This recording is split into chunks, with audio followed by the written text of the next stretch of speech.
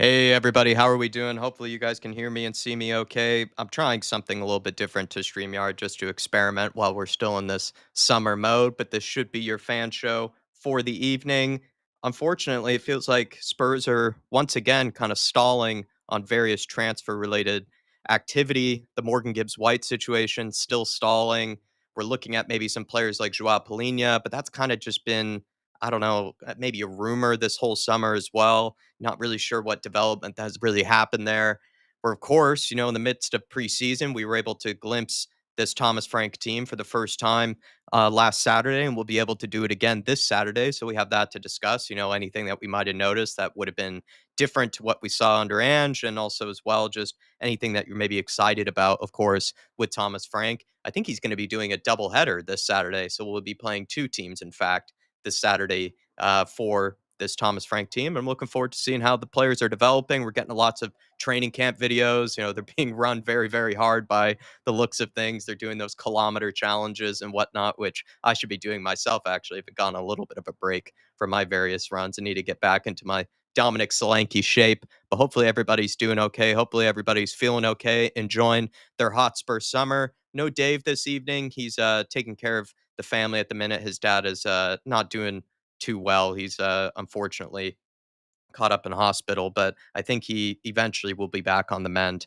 And Dave is just doing the right thing by taking care of his family, taking care of his dad, and just being there with him. And I think he'll be just out for the next few days, but he could be back, I think, sometime around this weekend or Monday, I think, at the very latest. But we will be doing the fan show. Only two people in the background. Like I said, I'm experimenting with something a little bit new other than StreamYard. Probably will just end up going back to StreamYard, not too in love with this new sort of streaming software that we're doing at the minute.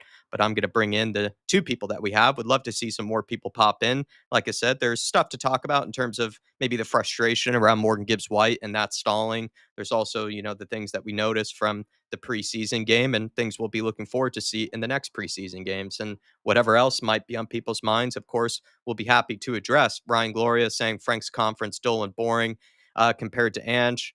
I think Ange actually plenty of times would sort of dig himself a hole though when he did those press conferences. Like I said, almost opened a can of worms on himself. I felt like whereas Thomas Frank, I kind of sometimes think as a person speaking, often on YouTube or, someone who sometimes has to talk to people, through platforms like this, it's sometimes good not to necessarily say too much. I think Ange would actually put himself in a hole, by opening cans of worms on himself. Whereas Thomas Frank, I think is exceptionally media trained in comparison. But yes, maybe does come across a bit dull and boring, but sometimes that actually can be good. You're not like you need to feed them morsels and give them info all the time. Tyler's in the house. Good to see you. Rodrigo and Paulinho scrap.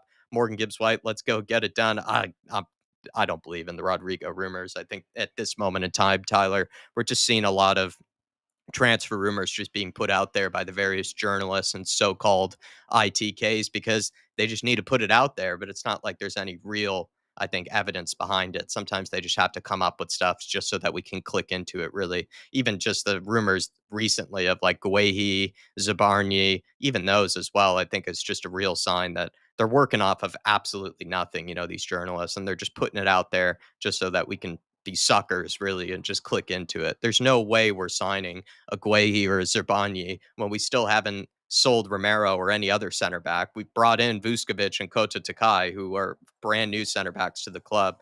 There's, 80 million center backs, on the depth chart at the minute. There's no way we're going to be signing these Guehis and Zerbanis, and I think Spurs are going to continue to look at trying to get this Gibbs White deal done and over, and also maybe look to try to add potentially another forward. But the only reason I think they would add someone like a Rodrigo is if maybe they're going to sell Sonny this summer, and we could definitely talk about that. I'm not sure if Sonny's future is as certain as we might have thought about maybe a few weeks ago. I think it was around like July 4th period. We were given some sort of breaking news that Sonny is in fact staying, for this season. But then I feel like maybe in the last couple of weeks, it's kind of changed a little bit where we're not seeing him too much in the media videos, the training videos as well. He looked at maybe a little bit frustrated during his first preseason game.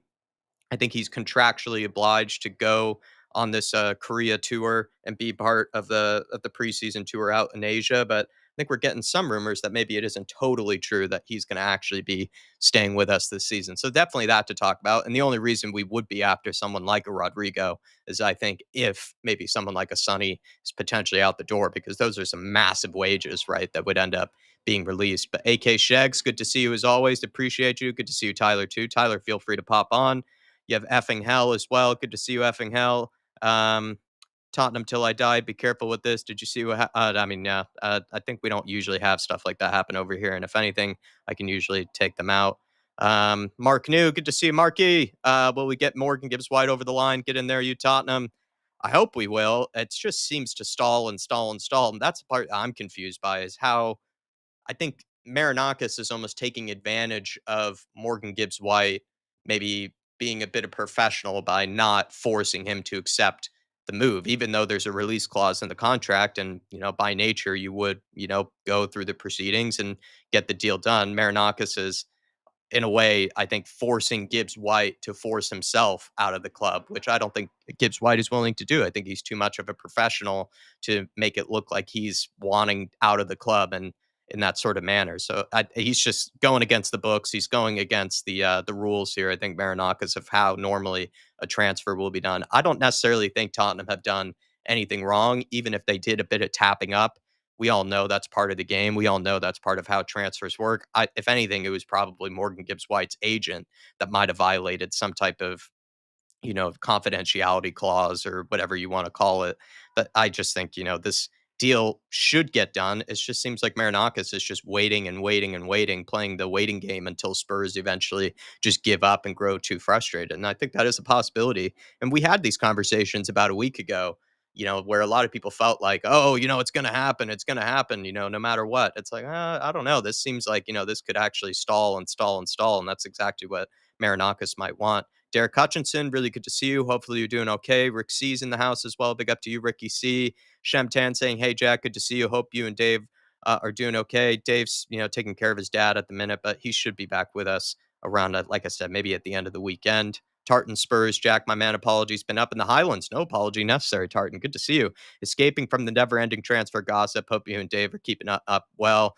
I wish I could also escape from the transfer gossip. I try to as much as I can, Tartan Spurs, just because, in my opinion, a lot of it is just stuff they put out there just so that they can get you to click into it. I don't think any of them really are working off of any real evidence whatsoever. And in fact, I think last summer and this summer, a lot of the journalists who are so-called ITKs, I think have gotten exposed to some extent because plenty of the transfers that end up happening, none of them had any clue or any idea that they were happening. But then also we were seeing guys that were well trusted people. I remember Paul O'Keefe, I think, suggested that, oh, Muhammad Kudus, the deal's not going to get over the line. It's not happening. And then the next day it did happen. So I think Spurs have done, I think, a decent enough job of almost closing off. It feels like a lot of the leaks that have been coming out from the club and the dressing room surrounding transfers. And it feels like no one really knows what's going on anymore. And when we're kind of then just trying to read these transfer rumors and gossip, I just don't really buy too much into it. Mary W., really good to see you. I am Storm, that's approaching. Good to see you as well. Frank will be a hit, I'm sure, says Mary. I'm looking forward to, to more evidence and more opportunities to see what Frank is all about. I honestly, just having a clean sheet in a preseason game was already a step in the right direction. When you go back, Mary, actually, I think when we had Ange's preseasons, we even conceded to that Singapore team. We conceded like 3 goals to the Korean all-star team, K-League 11 team. That was a team that had only been assembled, for one game. It's not like those guys even know how to play with each other. Not like they probably had any idea tactically what they were doing. And yet we still conceded like 3 or 4 goals against them. It really shows that it's nice to actually have someone that's a bit more defensively solid. Ian Ferguson said Rodrigo comes to Spurs, and I'm sure my hair will come back. What other transfer news today? Anything tier one? Nothing that I've seen. I don't really think anything is really happening. That's why it's a bit frustrating because it seems like the Gibbs White situation is just continuing to stall. Joao Polina, we're getting rumors that Spurs are interested, but nothing actually concrete in that department. So I just think nothing has really been happening by the looks of things. Sebastian SF, it's been a little bit quiet this week, let's just say. Q7 saying so-called ITKs, Jack. Indeed, these people are desperate for the clicks and even more desperate. I just, like I'm saying, man, I think you can tell when something is actually happening. And then also the way Dave and I go about it, we kind of just use logic. Like when you see someone linking us to a center back, you have to think back for a second. You're like, okay, but everything is suggesting that Christian Romero is staying. The only reason Spurs would buy a 70, 80 million pound center back is if someone like Romero is in fact leaving. But everything is suggesting the opposite, that he is staying for this season. But then also we have so many center backs on the books already. How on earth could we even think about signing another 70, 80 million pound center back? So when I'm seeing people, going live for like Guehi rumors and stuff like that, I'm just like, just seems like a silly conversation, really, where it's not really actually worth having. We also have the other rumors of like Joao Palhinha and stuff, which could be true, but nothing has really developed in that department. Dave D's in the house. Good to see you, Dave O. Jason Bell, how are we, sir? Good to see you as always. Cynical Dad, Henry, Thomas. I'm going to speed it up here. Simon Cohen. I'm getting bored of the transfer rumors as well. It's just like, it seems like we know when it's happening, but a lot of the times, you can kind of tell when that's just being put out there just to be put out for. Um, Tottenham have once again fallen for the fall for it again. Big up artist. Hope you're doing all right. All right, let's bring some people in the house. I have Ryan in the background. I have Brad Matthews, and then I have the wonderful Dermatron as well. Like I said, I'm trying out just this new streaming service or software, so it might be a little bit more confusing than how it is with what we had before with StreamYard. I think I'm going to go back to StreamYard. This was probably a failed experiment, but would love to have any people come on. The link is out there for all of you lovely people, and talk about everything transfer wise, and then we'll talk about as well the upcoming preseason match and the one that we've already seen as well. So would love to have you guys in with us. The link is up there for you guys in the post section. Let's bring the people in here. Brad, Rhino, and the Dermotron. Alrighty, lads. Hello. Not too bad. Hello. Not too bad. Well, a lot of, maybe the initial stuff that is in the comments is kind of what I was ranting about, in that there's not really a whole lot going on, this week, it seems like, transfer wise. All of a sudden we're kind of back into a bit of a stall here. I'll go to you first on this one, Brad. I mean, what do you feel like with the Morgan Gibbs-White situation? What's your hunch? Are Spurs gonna eventually pull out, or is Daniel Levy gonna somehow, wrangle Morgan Gibbs-White out of Marinakis's cold, gripped hands? I think the thing about it is that when it first happened, it was through we all know that our good sources, and Romano's one of them, and it was like a here we go schedule for the medical, and I just got the impression that Nottingham Forest had agreed and said he's go for the medical, and of course the next day you find out that it's not quite the case. I don't think Tottenham have done anything wrong. I think Daniel Levy normally tries to play it squeaky clean. It seems to me that someone has released the fact that there is a release clause in there, and that they've been trying to get Morgan Gibbs-White on a new contract over the last year because they probably think he's worth more than 60 million. And I think this is where the problem comes, in that they want more than 60 million. There was rumours that they were trying to get a deal with Man City with, was it McAteer or whatever his name is? Yeah. Or Makiti or whatever his name. Yeah. And they were going to get more money out of it. So I think that's what the problem is. I think... every day that goes on, you do get a bit worried. But I was chatting with Ryan off stage, and he was like, assuring me it was going to happen. So I think it probably will happen. I haven't seen any other club come in for him. There's been a couple of things in the media. One said, Man City might want to come in. The other one said they weren't. I haven't heard anything about Morgan Gibbs-White not wanting to come to Tottenham. It seems that he wants to come to Tottenham. And of course, we all got excited, and for the wrong reasons, when he pulled out of the Nottingham Forest pre-season tour. But apparently it's to do with his partner, who has got a bit of a complicated pregnancy. So that's why he's back. So, I wish him all the best, and his partner all the best in that. But yeah, so it's a weird one. If anything, that could also be stalling things, right? Because he's got more important things going on, right? And then a lot of things he might be saying, let's get this sorted before anything. The one weird thing is that both clubs have been really quiet. That's the one thing that's a bit strange, but suggests that it could be some sort of legal thing in there, and that's why they're keeping quiet. But no one brought up a point the other day. Someone brought up a point that, if there is a £60 million release clause and they don't let him go, then Morgan Gibbs-White is quite within his rights to sue the club for their breach of contract. So who knows? None of us have seen the contract. We don't know. So we just have to sit tight and wait. I think he'll be a good player for Tottenham. He seems to suit what I've read. He seems to suit the Thomas Frank system or method of playing. I mean, they had that Sky Andrew, and let's face it, Sky Andrew was the agent of Sol Campbell, so we don't really pay much attention to what he says. But he was saying that Morgan Gibbs-White is worth 100 million. He's a £100 million player. So who knows? Who knows? But yeah, I mean, yeah, look, I don't think anyone's worth 100 million if I'm honest. But yeah, 60 million. I think that was a good deal if it comes off. Um, just finishing off. Yeah, a good. Best wishes to David's dad and David himself, and hope that all turns out well. Yeah, thank you, Brad.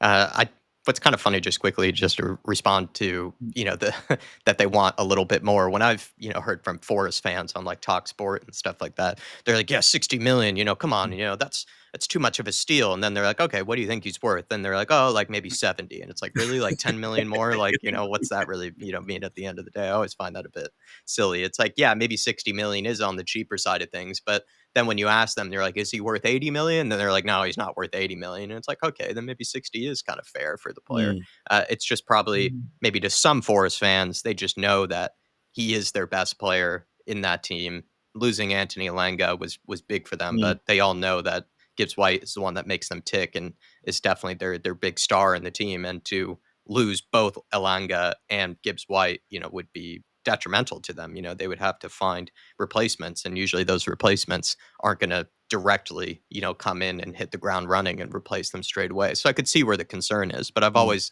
kind of, laughed and, scoffed at, when they've kind of said, "Okay, what is he worth?" And then they're like, "Well, he's 80 million is too much, 70 million maybe." And you're like, "Okay, but then we bid in 60, so what's really the big deal?" I mean, that was the other story, wasn't it? That probably what will happen is Daniel Levy will come in and say, "We'll give you 70 million for him, and let's call it." But can you imagine Daniel Levy doing that? Probably not.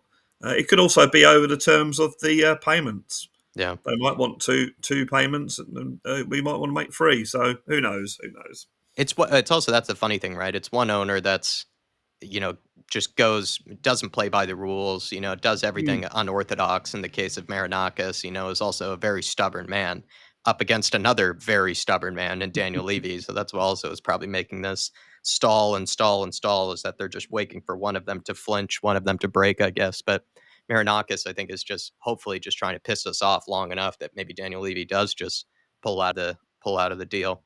Um, Tron, you're my resident, transfer guru. How's this going to play out? Are Spurs going to eventually get frustrated and not get the deal over the line, or is Morgan Gibbs-White going to be a Spurs player at some point? Morgan Gibbs-White will be a Spurs player. Spurs have activated his release clause in his contract, so by law, they have to let the player go. I think that the Forest owner, I think he's not just pissing us off; he's pissing Palace off as well because of what he's done to Crystal Palace and what his role in getting them demoted Good from point. Yeah. the Europa League down to the Conference League. Look, I just think he let one good player go to Newcastle. He's trying to save face here because he knows if he lets two of his best players go, Nuno's not going to be best pleased, and they're not buying any players in to replace the players they've got. So I think he will be a Spurs player. I think it's going to be a long-winded one. I think we just got to be patient. I think we just got to be patient and let it go, let it run through what it's got to run through. And I think he would. I agree with Brad. He will be a very good fit in a Frank system. I think he will. I think I can see him as that box to box. I don't know what you think, guys, but I see him as a box to box midfielder. That Yeah. number 8, a bit of a Brian Robson or a Roy Keane or somebody like that that will run up and down that pitch with a good engine in him and link up with the front three, but also have that discipline to link up with the back four as well and help the number 6 as well, whoever that's going to be. And I think, look, we're in a chance to get the play from Bayern Munich on a loan. It's not what Bayern Munich want. Bayern Munich want to sell. So I mean, if Tottenham, they could say, well, right, I think Bayern Munich want 26 million. Well, you're offering the 26 million. What is it? He's 30 years old. You're going to get what, 2 or 3 years out of him? It's And he's Paulinho. Premier League. Yeah, and he's Premier League proven because he played for Fulham, so he knows what the Premier League's all about. He sorts your number 6 out. That job's done. I don't think this is all Levy's fault. I don't think you can blame Daniel Levy for this. I don't think you can put any of this at his door. He's went in. He's found out what the release clause was. I don't think Tottenham have done anything wrong. I think tapping up happens in every industry in the world from the day dot. You can't tell me tapping up doesn't happen in banking or computer industry or in your job, Brad, or whatever. Do you know, if say Sony, you're working for Sega and Sony come up to you, Brad, do you know, why don't you come and work for us over a quiet pint one day? You meet somebody from Sony in the pub, right? Yeah. Why don't you come and work for me? What are you on at the moment? And you're not supposed to tell anyone what you're on, but you sort of let it slip. Well, if you can give me a bit more, I'd be tempted. Yeah. Of course, you know that's how it works. It's just human nature. And Tottenham will go to an agent. Is your player interested in moving to us? They'll say, yeah, probably. Right. How much do you think? How much will we offer? Well, look, if you offer around this figure, that should get it over the line. So Daniel Levy comes in, right, there's 60 million quid release clause. Forest can't do anything about it because it's in his contract. He's matched the release clause. So they got to let him go. So it'll be done between now and, I'd say between now and probably middle of August. I think it'll be done. Ryan, I mean, you said the Kudus deal would get done.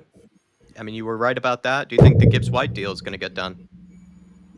Do you know what, man? It's funny because, first of all, just before I go into that, why do people think that I'm always, when I'm looking at a certain way, that I'm always going to be kicking off, Jack? Well, you're always shaking your head. You're always shaking your head for some reason, even though I don't think anyone has said anything that ridiculous. He only shakes his head when I speak, to be fair. Yeah, but no. Do you know what, though? You need to nod your head more often, Brian. I'm always nodding my head, so people think I'm usually agreeing, even if I'm not. Yeah, true. But no, hello, Dermo. I don't know how to reply back in private chat, so hello to you. Yeah. Sorry, Ryan. Can I just also say big up to Dave and his dad. I hope everything's all right with him. And if you need anything, you know where I am, Dave. I'm only a phone call away. So I just want to put that in at the end. Sorry, Jack and Ryan. No, very nice of you, Tron. No, you're good. But yeah, Gibbs-White, is it happening? Is it happening, Ryan? Gibbs-White. Yeah, Gibbs-White. Yeah, it's going to get done. It's going to get done. And me and Dermo, I can't believe I'm saying this on this this show, because normally me and Dermo literally go at it fire with fire. And actually, it's not going to be like that at this moment in time. I'm actually agreeing with Dermo, and we're actually going to probably sit here and drink cups of tea together tonight, Dermo, by the end of it. Is he someone you want, Ryan, or do you feel like? Yeah. Yeah. You think he adds something? Definitely, yes, 110%.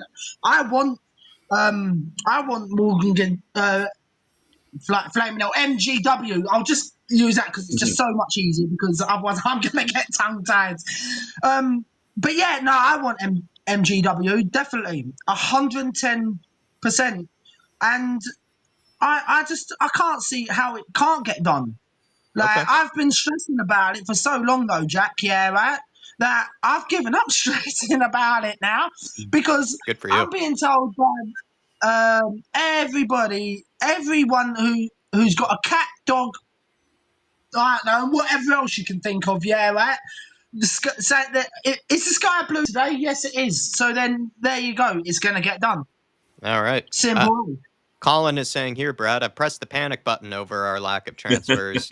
I know you don't love the transfer window, Brad. Are you at a panic Well, stage? the thing is, we all want transfers to happen really quickly, but they never do. So, we've got until September the 1st to get players in. So, I don't think it's really time to panic. And I think what happens is, and we remember when Conte's second season, when we suddenly signed, and whether you agree with these players or not, that's beside the point. We signed Richarlison, Basuma, and another player I can't think of, all very quickly. And everyone's going, oh, well, we've changed. Suddenly, no signings until I think Jed Spence right near the end. Yeah. And everyone went, oh, typical Tottenham. It's happening now. We signed Tell. I mean, that technically is a signing. We signed Tell, we signed Kudos, and then for all intents and purposes, we signed Morgan Gibbs-White. Everyone's, oh, well, great transfer winner, great. Suddenly it all goes quiet again, and everyone starts to panic. So it's difficult. Don't get me wrong; it's difficult not to panic sometimes. But we've got a long way to go, a long time in transfer. And may I just sort of say that I think, and I always give a manager a transitional, what I call a transitional season. I think this will be in the league anyway. I think this will be a transitional season where the players once again get used to different sort of tactics. So Morgan White could come into the team late, say 1st of September.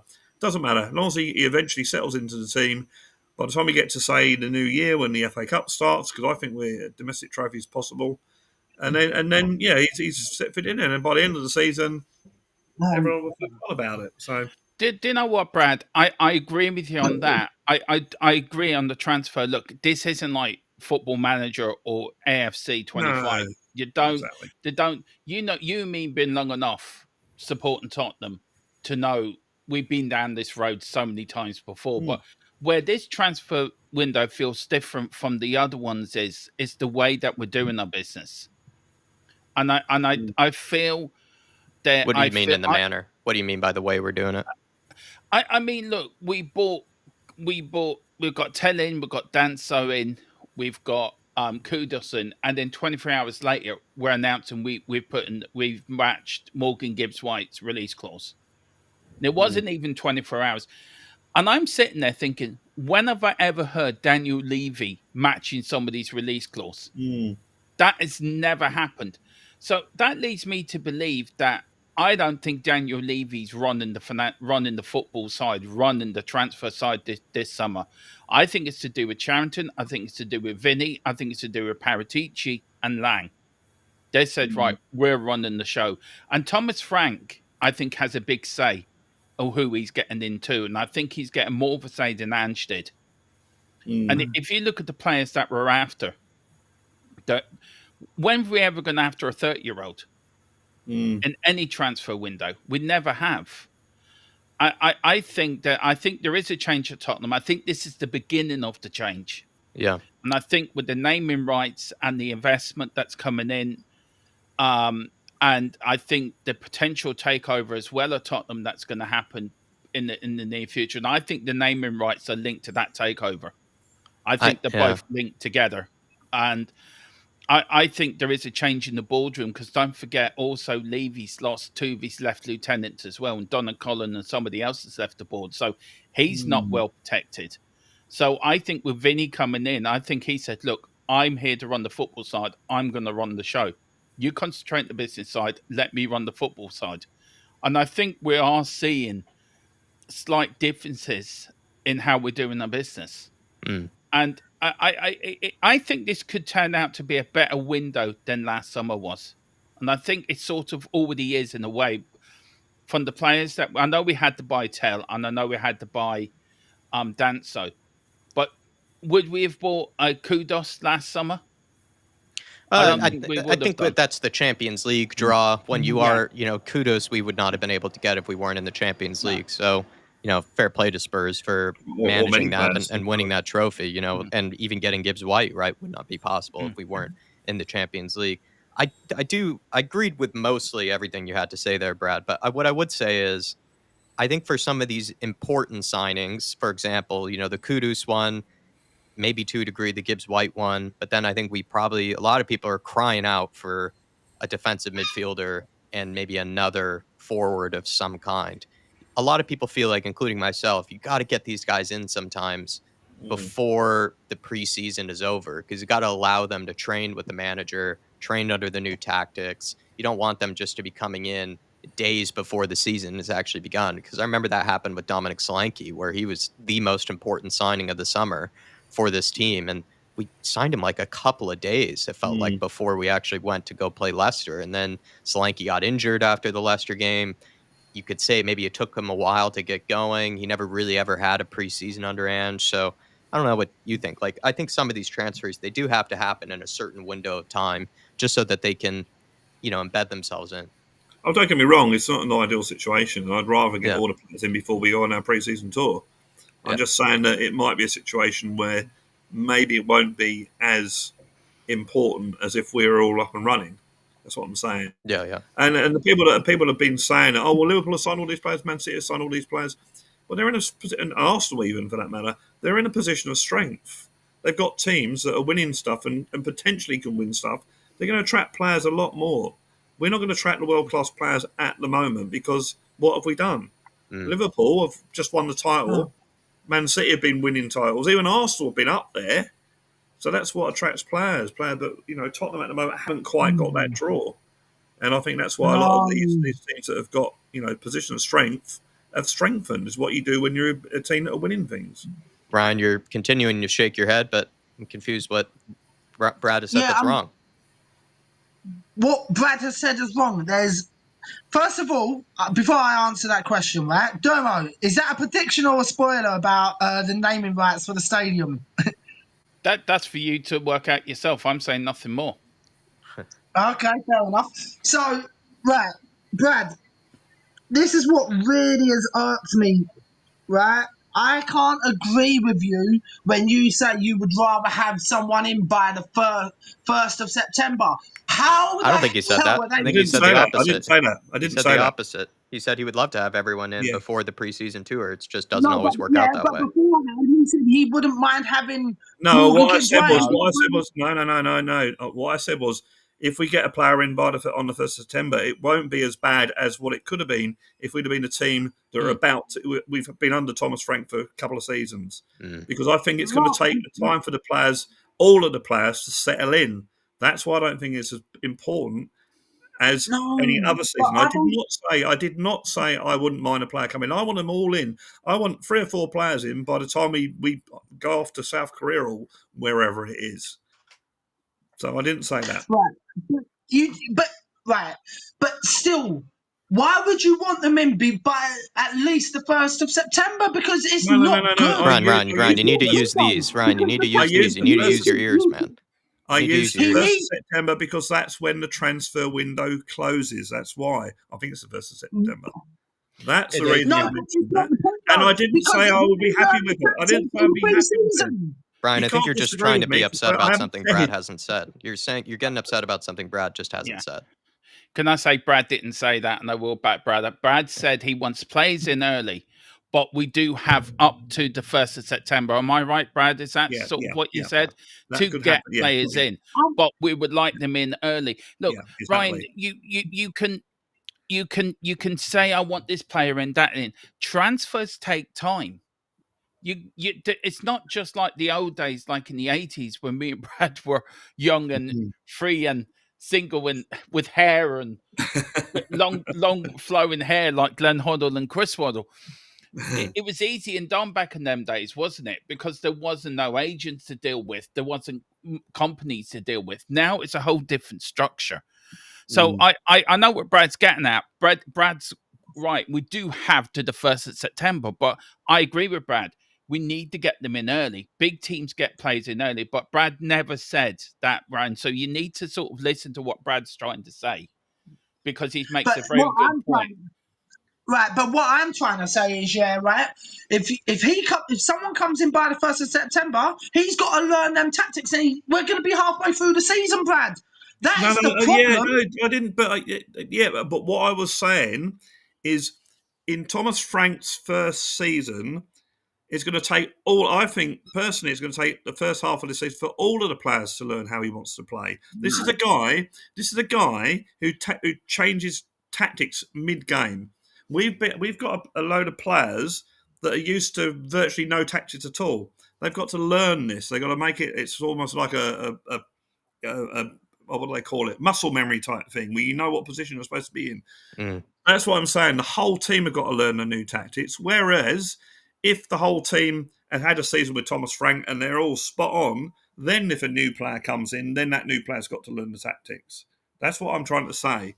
So my point is, the 1st of September, I don't want a player in on the 1st. I want everyone in before the pre-season tour, don't get me wrong. But if that player comes in on the 1st of September, I'm just saying I don't think it will be as bad as if it was Thomas Frank's 2nd season, Thomas Frank's 3rd season. That's all I'm saying. So you're Because I think- so you're kind of saying that no matter what, everyone is sort of learning, under Frank, and also the first games of the season, they'll still be learning, they'll still be adapting because I think it will take time because you've got to. It's all very well doing it against Reading, or Luton, or wherever it might be. True. But once you start the Premier League, then you've got to start doing it. Then you've got to start thinking on.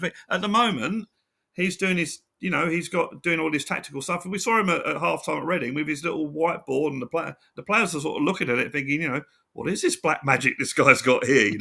What are these things on this whiteboard? They've got to learn that, and they've got to be able to do it in the game. They've got to be able, when he said we're going to do this, when a player comes on within probably instructions, we're going to change it around. So they've got to know how to do that, and quickly too. And they've all got to know. So that's what I'm saying. What do you make of the fact that he's doing a doubleheader on Saturday?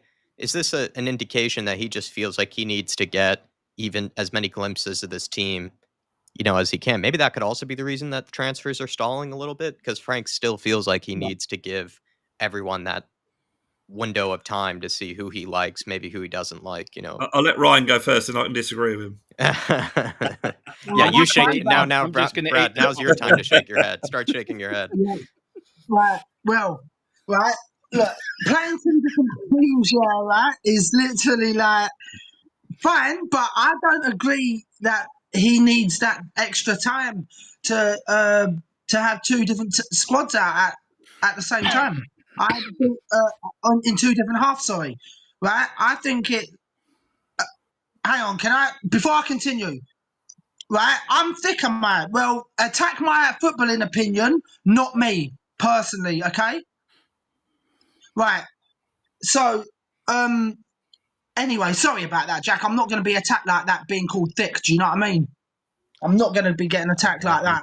Yeah, that's not on. That's not on. But sorry about that, guys. I didn't want to just. But Ryan, to the point though, like, do you feel like maybe the reason maybe things are stalling maybe slightly is just because he's still like trying to get some sort of sense of the squad? He's trying to figure out who he likes, who he doesn't like. He's a brand new manager. He's giving everyone that chance.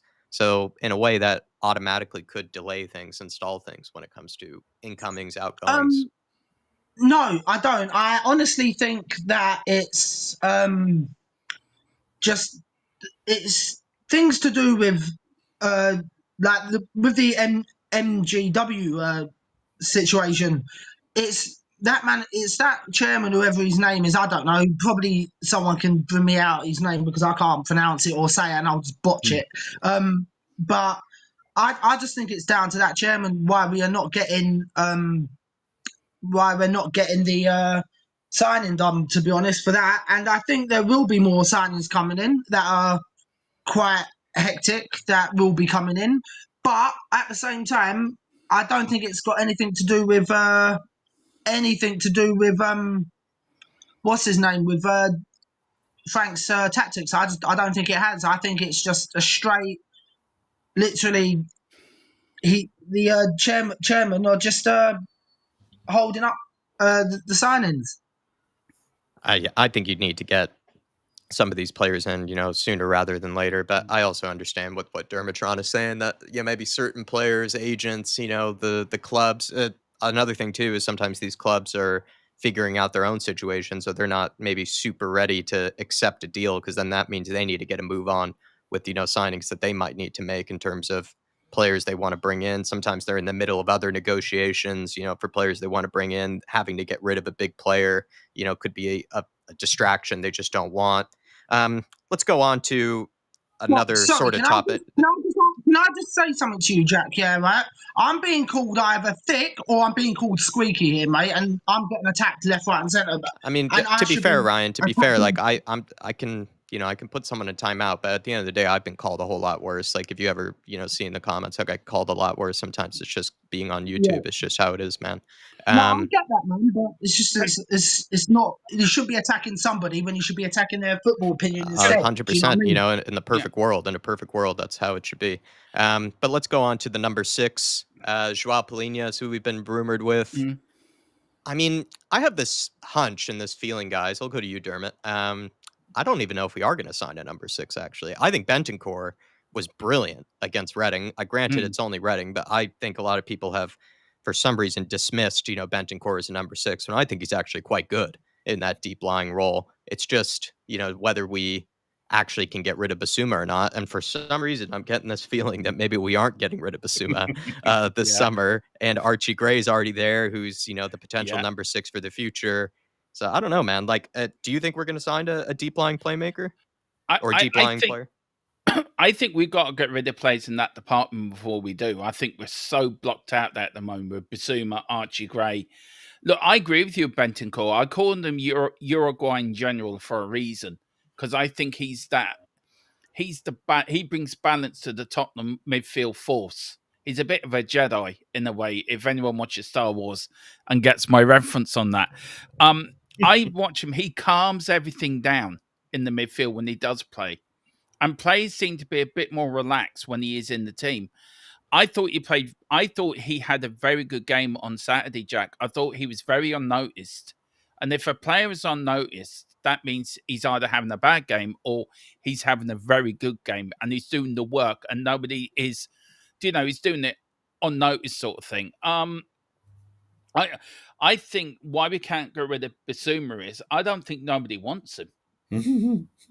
Seriously, I do. I think they look at Basuma and look at his track record and look at his what he's been up to. You look at the start of last season, what he did. You look at he didn't really perform a lot last season. He was very inconsistent with his performances. And you look at it, and we're asking, 25 million for him? 25, 30 million. The clubs are thinking, I ain't going to pay that for him. I think we either do is the other way we get rid of him is a swap deal, or we send him out and loan somewhere. I think that's the only we will get rid of Biss that way. But I think Thomas Frank, I think this on Saturday, the double header, I think it's a brilliant idea because everyone gets a game, everyone gets 90 minutes into their legs before the preseason tour, and also Thomas. Yeah, and also Thomas Frank gets a really good look at the players, and he can make his decision then. Right, I want that player out, that player out. I'm going to keep that player and that player. Everyone gets a run. It's the Bayern Munich one, Jack. You know your German football better than anyone. I would love to get him in. I think he would do an absolute great job for us if he were to get him in. Would you take him in on a loan, Jack? Question to you, right? Would you take him in on a loan with an obligation to buy for a season? Or would you stump up, say, 20 odd million from? I just like two things. I'm a little hung up on what sort of defensive midfielder we want. Because I do feel like we need someone that is good on the ball, can distribute from the deep areas, can play out from under pressure. I don't think Joao Palhinha is that guy at all. I think Joao Palhinha is like that, quote unquote, from maybe the older days of football, just that destroyer like guy, someone who just gets stuck in, makes the hard tackles, protects the center backs. But nowadays, it seems like you need to be a bit more than that. You can't just be that type of player. You need to be more multifaceted. And I'm not too sure if he really is. I think he's just a good defender in that midfield area. And I just don't know if we necessarily need that or if we need someone to be more than that. I think Bentancur is very good at, defensively getting stuck in, covering, a lot of ground, getting us out of trouble and, sort of clearing out, any sort of dangerous passes into that midfield area. But then on the ball, I think he's wonderful to watch, in plenty of days. I think Basuma, funny enough, even though I think Basuma probably should be sold, Basuma is something similar. Like he is actually quite good under pressure. He can get stuck in and put in some really good tackles to break up play. That's my worry is like with Joao Palhinha, he's on the older side of things. He's like 29, 30. It's not like he's going to really improve in other areas. Like what he is what he is right now. That's what you're going to get. And I just don't think he's that, that I don't think he's better on the ball than Basuma, No. to be perfectly I, honest. And that's I, my worry. And then Archie Gray, like yeah, we were kind of developing him to become, the midfielder that's going to be good at everything, distributing, working hard defensively, getting stuck in. I don't know if Joao Plina is actually, he on paper he sounds good, but I just don't know if he's necessarily what we need or what we want. Or I'm putting it out there. I'm not even giving a strong opinion. It's just like, what defensive midfielder do we think we need? Do we need someone that just gets stuck in and that's all we require from them? Do we need someone that can do a bit more than that? Some people want Adam Wharton because he's the guy that can like ping passes left and right, from deep I would love areas. Is that the type of player we're looking for? So I don't know. I mean, Brad and Dermot, welcome to respond to my riff on Well, that. I'm just not sure what we need. that seems to just have very got quick, Brad. I'm going to need to jump off, Jack, because I just jumped on for a few minutes. I've got my own show to do. But I leave Appreciate you you, with John. this. Would you and me both being big Højbjerg lovers, as we were, would you have kept Højbjerg? Would you? I think we needed him last season when we had all the injuries. I think Højbjerg in that midfield would have helped us a hell of a lot. And I think having Højbjerg, I think Højbjerg was a better player than a lot of people gave him credit for. A lot of people seem to be disagreeing with me on the Paulinhos. I mean, I'm using that. I haven't looked at his stats, but I don't know if you can even look at his Bayern Munich stats because he's only played like less than 1,000 minutes. So I'm pretty sure his stats would be heavily inflated because he doesn't actually have a huge sample size to work with. So I wouldn't look at Paulinho's stats. I would look at Paulinho's stats when he was playing for Fulham. I wouldn't look at them when he was playing for Bayern Munich because he's barely played at all for Bayern Munich. That's another worry too, is that you're bringing in someone that hasn't been playing a whole lot of football, in recent years too. That's always, I think, a bit of a worry. It might take them a while then to get back into the shape of things, into the flow of things. Would I take a Højbjerg back? I think Højbjerg was always going to go because I think he's someone that always wanted to, essentially get more minutes and play regularly and be the main man in the midfield. And it didn't seem like that was going to be the case for him. No. But no, good question. Dermatron, thanks for helping out. Thanks for coming on. And we have a worthwhile substitute in Mia that's coming on. Pick up to Mia. Yeah. Can I just say I'm only 8 away from getting to 2,100, and I would love to get there before Saturday. So, guys, if there's sort of 8 of you over there or 9 of you on here, like to come over and just hit a sub, I would be grateful. Sorry for the plug, Jack. No, please. Thank you, Tron. Thanks for doing that, and thanks for coming on, sir. Mia, I leave you in the capable hands of these 4 fine gentlemen. All I'm going to say is good luck. Fine gentlemen, are you sure about that one? Well, Jack's a fine gentleman. Brad's a fine gentleman. We're doing our best, at least. We're doing our best. Ryan is a fine gentleman, but on the rocky side. I'm going to just say it's subjective. I'm just going to say it's subjective. That's what I'm saying. If I speak, I'll be in big trouble in it. So. No, but Dermo, you did actually say I was doing well when we went on with together you did. on our you really show. surprised me. You really great surprised man. me. Yeah. You really surprised me. Guys, I'll see you later. Jack. See you, Dermo. Pleasure, John. Thank you, sir. Big up, Dermo. Big up, Mia. Great to see you back. Right. I don't know how to come off it. I like this new setup, by the way, but how do you come off? I don't. This there's is a one-time thing. Yeah, if you're in the middle, probably of just screen, close the window. At the top, you'll see your name. Top right-hand corner, you should see your name. Click on that, and it's got log out. So I'm presuming that's how you do or it. you could just close the window, press X on the window, and then you can get out of it. We'll do that. All right, I'll work the simple route 1. Go for the route 1. It's just a big X button. Brad, I kind of wanted you to come in on that midfield comment, and then I'm going to get Mia in and then Ryan on it. Like, I just don't know if we will sign a number 6. That's just my speculation. Paulino, I think it depends on the price, really, and whether it's going to sort of be in the way of any other signings. If we have got a limited budget and we need the money for other areas that we need to strengthen, do we spend 30-40 million pounds on Paulino? I think he's played it. What I do like is the fact he's played in the Premiership, and I think that's quite important for players. And you also have to look at Man City with Rodrigo, or whatever his name was. And, the teams that are successful do play with this defensive midfielder. But it's not only the defending, it's also reading the game as well. Because you've got to be there to cover for your defence as they pull out, or your fullbacks as they go out. And it's interesting, though, if you look at the Pochettino teams that he had when we played a 4-2-3-1, which I think will be very similar to how Frank's going to play, you had actual defenders, really, or one, you had people like Dyer. Now, I know we've all laughed at Dyer in the past, and he did really go off the ball, but there was a time when he was a very, very good defensive midfielder, and it was Pochettino who realised that and took him out of the defence into that defensive midfielder, because then you can step back if you need to and become a defender. We also had Wanyama, who was an excellent player, who just really was a really strong player.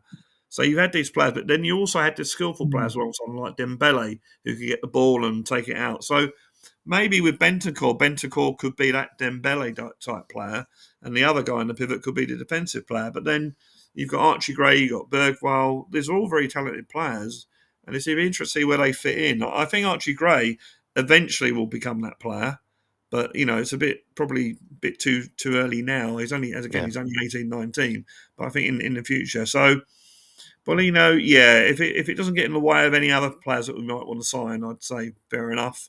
But look, I there might be other really good defensive midfielders, or whatever you want to call them, players out there.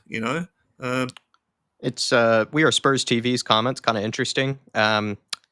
Saying, did everyone see the dreadful horseshoe football last year? We desperately need a number 6. I don't get fans who say we don't need one, or it's not the most important thing for us to get. I think what he's then alluding to is we need someone that is that dynamic, deep line playmaker, someone who can, move the ball quickly, spray it out wide, be able to switch play. So again, I'm just going to bring up Palhinha's stats on screen here from, maybe I can make it a bit bigger. But he really didn't have, he wasn't really known as again, I think he wasn't terrible on the ball or anything like that. But from my time in the Premier League, when I watched him, I don't remember him being an exceptional passer of the ball, that was able to progress it from deep or anything like that. And these are his stats from his last season with Fulham. And that last season with Fulham is what earned him that move to Bayern Munich. So I'm pretty sure I'm picking out one of his better seasons. And this is comparing him to other Premier League midfielders. And it's nothing really to rave home about here. So again, he was exceptional at winning the ball back. If you look at his defensive numbers, I think, which are down here, look at that. The man was one of the best ball winning players in Europe, let alone the Premier League. But in possession, he really wasn't nothing really to rave home about. So that's what I'm trying to nail down. What type of player do we want in the midfield? Well, do we want someone that's like a destroyer? Do we want someone that can be lovely on the ball, be able to, kind of build out play? It's just that's my big question here. Well, the thing is, I guess you can have all the brilliant ball playing players that you want that can pass the ball, and but you're not going to be in possession of the ball the whole game. So when you aren't in possession, what do you got to do? You got to win the ball back. So you need to have a team that's balanced between players that can pass the ball and players that can just win that ball back. Just win the ball back, play the simple pass. That's all they have to do. So it's a balancing act, which I'm confident Thomas Frank will be able to sort out. Well, that was my rant earlier, is I wonder if you need to be able to do both now, and kind of the better teams be able to win the ball back, but then also need to be able to be able to do something else in possession as well. It's not like you can just be really, really skilled in one area if you want to play for the top level teams. I think you need to be multifaceted. But Mia, what do you think of the whole number 6? Do you agree with We Are Spurs TV that we absolutely must sign one, and it would be a detriment to us if we didn't? It depends as well, because don't forget, Frank tends to change things as well. He might start off with one formation, but he does change it. So fair point. I'm going to say I don't know how important that number 6 would be if we're going to do that, because that means then they're going to be not really useful, because he might play a slightly different way. So I think that personally, if we did get one, I think that Archie would need to go on loan and Basuma would need to go. Now, he's only got a year left on his contract. He's not on massive wages. We could technically pay him up and say, off you trot. And that will be one problem in the midfield solved, because we definitely need to get rid of some of these midfielders, because we have got too many. We have got too many. We can't keep them all. So Do you see us personally, keeping Basuma or selling Basuma? I, for some reason, have a selling. sneaky feeling that we'll keep him this year. Even I want to sell him, but for some reason, I feel like he's staying. Like I say, Jack, we can rip up his contract because he's got a year left. It'll cost us about 4 million, I think, to do so. Okay. So if we really wanted to solve that problem, we could technically do that, and he'd get a massive signing on fee wherever he went. He'd get a big signing on fee.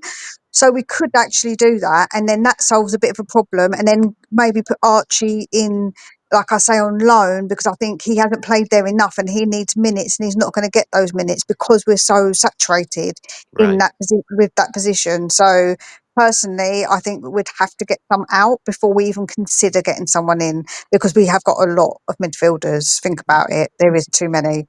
Yeah. So I think that getting one, as I say, is it majorly important when he changes the way he plays? Did he play with a 6 really at Brentford? I think Norgard Yeah, was like that Norgard, guy. yeah. Yeah, he was that deep Norgard line. He does, was that but destroyer kind of like guy in that team, really. he was. But then, like I say, when he changed it, he wasn't so much. Like Norgard was a bit more multi in it, I suppose, because if he didn't play that way, But Thomas Frank has actually said in some interviews that the ability to have different ways of playing is very important, because then clubs don't know how you're going to play. I Yeah. think the problem of course, with Sokoglu's team was everyone knew how we were going to play, and they quickly read that. Whereas I think Thomas Frank says, no, you need to have players that can play in different places. So yeah, whereas I agree with you that he will change it at times, but then that's a whole important part about having a decent squad, in that you can have games where you don't need your defensive midfield and games where you do. And I think what the players have got to learn, and if we talk about Sonny, if Sonny stays, is that players are not going to be playing every game this season. They're going to be a squad. Mm-hmm. You're going to be playing different games, because every game's Champions League is important. So yeah, I think no one should be a shoe-in to that first 11, this team, and that's what you want, competition. So I think Yeah. you can make a very good number 6, but there will be games where you probably won't need him. So I've and that's what I'm saying. Are apparently we going to? just quickly though. Apparently, I've caused a howler by trying to share my screen earlier again. This no, wasn't. he's Well, gone off. the thing is, what I was going to say, Brad, is are we going to spend the money on a player then that might not always be someone who gets used in like if we get a specialist 6 to be a destroyer and they're not always going to be used, are we going to spend the money on that? Is what I would Yeah, say. well, whether we do or Sorry, not, I everybody. I'm don't just gonna know. try to. I'm gonna try to restart things. I really do apologize. Like I said, I'm not gonna do this again with this setup. But I'm gonna It's just apparently on YouTube. It looks like it's a loading screen, so I've really messed things up here. I'm just gonna take everybody out, then put everybody back in. Hopefully that works.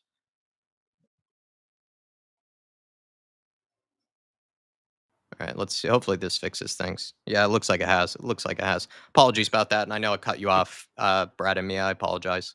I think what Mia was saying, will we pay the money? I don't know, but I think when you want to be a club that's considered to be a big club and up there challenging, you've got to have a team full of really, really, really good players. Some that won't get a game every game. So you pay the money for the big number 6 that comes in, but there will be games you won't play. I think you have to do that. And I do like what Thomas Frank said, and obviously it's not his quote; it's from someone else. He said, not taking a risk is a risk in itself," or words to that effect. Yeah. You do know who our chairman is, yeah? Oh yeah, look, as I've said, I'm not saying we're going to do this. I'm not saying we're going to buy all these players for all this money. And But I'm not someone who slags off Levy like to the nth degree like other people, but we have to think a little bit more. I know that we've said we've got money, and obviously there might be money coming in, etc. But that's yet to be seen. So we have to go on the premise that we were going to pay 60 for Gibbs-White, and that hasn't happened yet. So maybe that money's still there for him. I don't know how much more money we're going to have, and we can't register all these players, Brad. I know you're saying about having a squad, but we can't register all these players, so some of them have to go oh yeah, somewhere. yeah, and I think the squad is bloated. It's far too big a squad.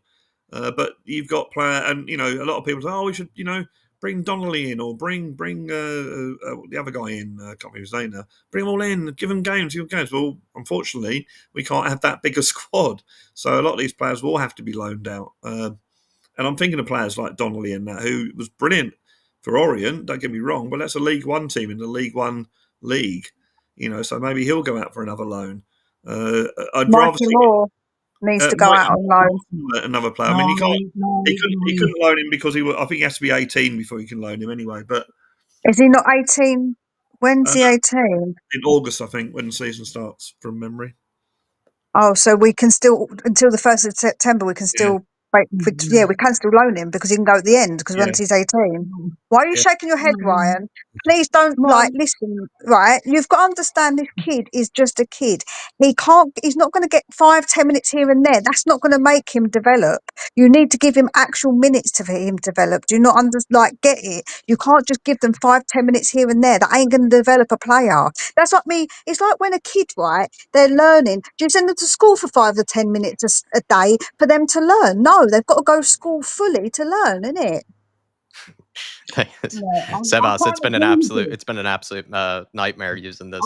It was, I never try to save $20, Sebas. That's my rule from today. It's just, when things are more expensive, they're more expensive for a reason. That's what I'm starting to realize. I paid the price for it. Sorry, cut you across. But Mia, what I've noticed is Ryan just seems to shake his head no matter what. Like, you might be, telling him he's the most handsome man on the planet, and he'll start shaking his head. It just seems to go out one ear and out the other. I'm all in favour of motherhood. He's not using those two. He's not using the earlobes today as much as he should. I am.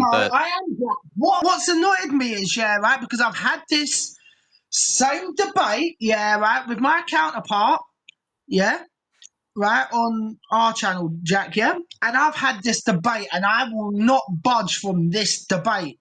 Whatever anyone says, I want Mikey Moore at this club to get in, work hard, be trained under what's his name, Frank, right, and play in the cup games, and he'll improve.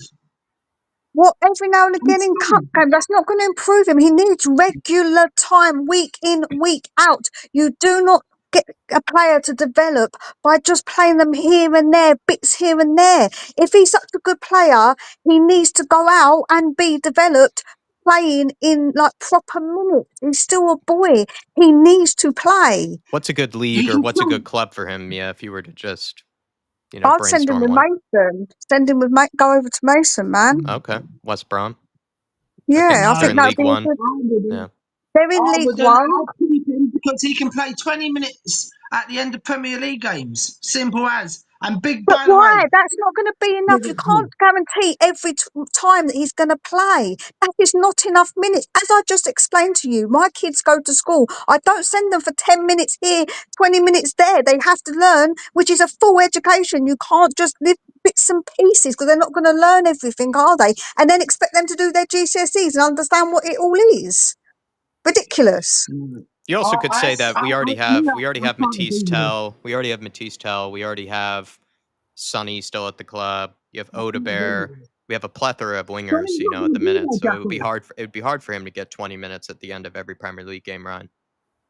Jacko, Sonny's leaving after the tour. That's 100% going to happen. So there's going to be a spot there for Mikey to actually play 20 minutes. You wouldn't look to replace Sonny with another big signing? No, I wouldn't at this point in time. I would have Mikey Moore and improve him on that left-hand side. And Paul, I love you, mate, and I've had this discussion with you, and you know how I feel about this, so you're not going to change my mind. Mia's definitely not going to change my mind, because we can go at this all day, Mia. Joe, I'm so glad, Ryan, that the decision isn't down to you, because the club need to do what's best for Mikey Moore, not what some person on the internet says. Well, I'm glad that you think that, Mia, because at the end of the day, I think he'll be improved this time. I think he'll be improved all the time. Thankfully, it's all in Brad in my hands, for the club decision making. But I'm surprised, Ryan, that you would trust Mikey Moore to be essentially, the Sonny replacement. I think that's a lot of faith in the kid. I just don't know. Yeah, I don't know because about Frank coaches, and that's what Mikey Moore needs, is a coach, and he's the best coach out there for Mikey Moore at this present time. And this is what I've tried to say to Paul, and now I'm trying to explain it again to Mia. But Mia's going to take Paul's side because she thinks He needs to go out on loan, just like Paul thinks he needs to go out on loan. Because did you And not watch him in the think he'll be game? The other day, he wasn't that good, right? But that's because he's young and he's going to have games that aren't that great. He's going to have good games, bad games. That's why he needs to be developed at a club where he can get minutes. So he's not, so he's getting those minutes in his legs, so he doesn't have so many ups and downs. And when he does, he is ready. He can come back to us a bit more developed, a bit more into like being able to playing games, having minutes, understanding the game, understanding what his role is in the game. Because when you play a game in against men, it's completely different against playing boys of your age. If you send any teenager who plays football to go and play with men, it's a completely different story, and that's what Mikey needs to go and do. He was doing his best Brendan Johnson impersonation last week, Mikey Moore out on the wings. But Tyler, we have you in the house now, sir. I mean, what would you like to add to this? We were talking earlier about the number 6, but it seems like we've moved on to what do we do with Mikey Moore? What would you do with Mikey Moore? Good to see you, sir. Yeah, good to see you guys. Hope everyone's doing well. What are you feeling? For Mikey Moore, I mean, first we got. I think we should get the whole preseason first. Let's see what happens. I would personally like to bring in another left winger, but who knows if that's gonna happen. This whole Morgan Gibbs-White thing has just gotten really frustrating. Oh. Can you hear me? Yeah. Sorry, I had an alarm. No, it's all good. Can you guys hear me now? Yeah. Hear you loud and clear. Hello? Can people still hear me? Yep. Yeah, I can hear you. I can hear you. Maybe we'll just, I think he'll come in and come back out. But I don't know. I think we'll just see how. I agree with Mia, though. Like, I think she made a good point that even against Reading, right, he didn't look. He wasn't really that impressed. He actually was better than Brendan Johnson at the end of the day, but it's not saying very much. I think he only actually started to kind of. It's almost like Mikey Moore woke up at around like the 35th minute or something like that, to the game. And then he started actually getting on the ball, trying to make things happen. But before that, he really didn't offer a whole lot. Neither did Brendan Johnson, really. Maybe let's get into now, the preseason and what we've seen thus far. Just because I've mentioned, Brendan Johnson, I thought there was a big difference between him and Mohamed Kudus, and I think that's the reason we brought someone in like Kudus, because he offers something very different to Johnson, and that he is that guy that's gonna, take you up the pitch, drag you up, be able to take players on, live wire, creative. I really liked. How are you shaking your head, Ryan? I'm just so confused. I'm saying. not shaking my head at what you're saying. I'm just shaking my head at what Paul's saying. Like, if you put up the one for Mikey Moore, I'm shaking my head. Paul in the chat. Nothing okay. I'm saying is okay. But anyone, what did we see? What did we see? Kudus versus Johnson. Did anybody kind of pick up on that, or am I just a course going on a classic Johnson brigade? I think Johnson will be playing in a completely different position this season. I've always thought of him as an inside forward, and I think that's where he'll play this season. I think I don't think him and Kudus will be competing for the same position. That's what I'm saying. But Johnson scores goals. He knows how to get into the right position. So yeah, I think he'll be playing as an inside forward. I don't think he ever was a winger, a real winger. So yeah, that's what I think with him. And again, he won't be playing every game. Everyone will be, everyone who criticises him, he won't be playing every game. He'll be changing as the season goes on. So yeah, I don't think there's a straight race between him and Kudus. Fair. What do you make of it? Yeah. Oh, we got Tyler back. I can add him in now. Got you back, Big T. Hey, I don't know what happened. All good, man. All good. It froze whenever my alarm went off. I don't know.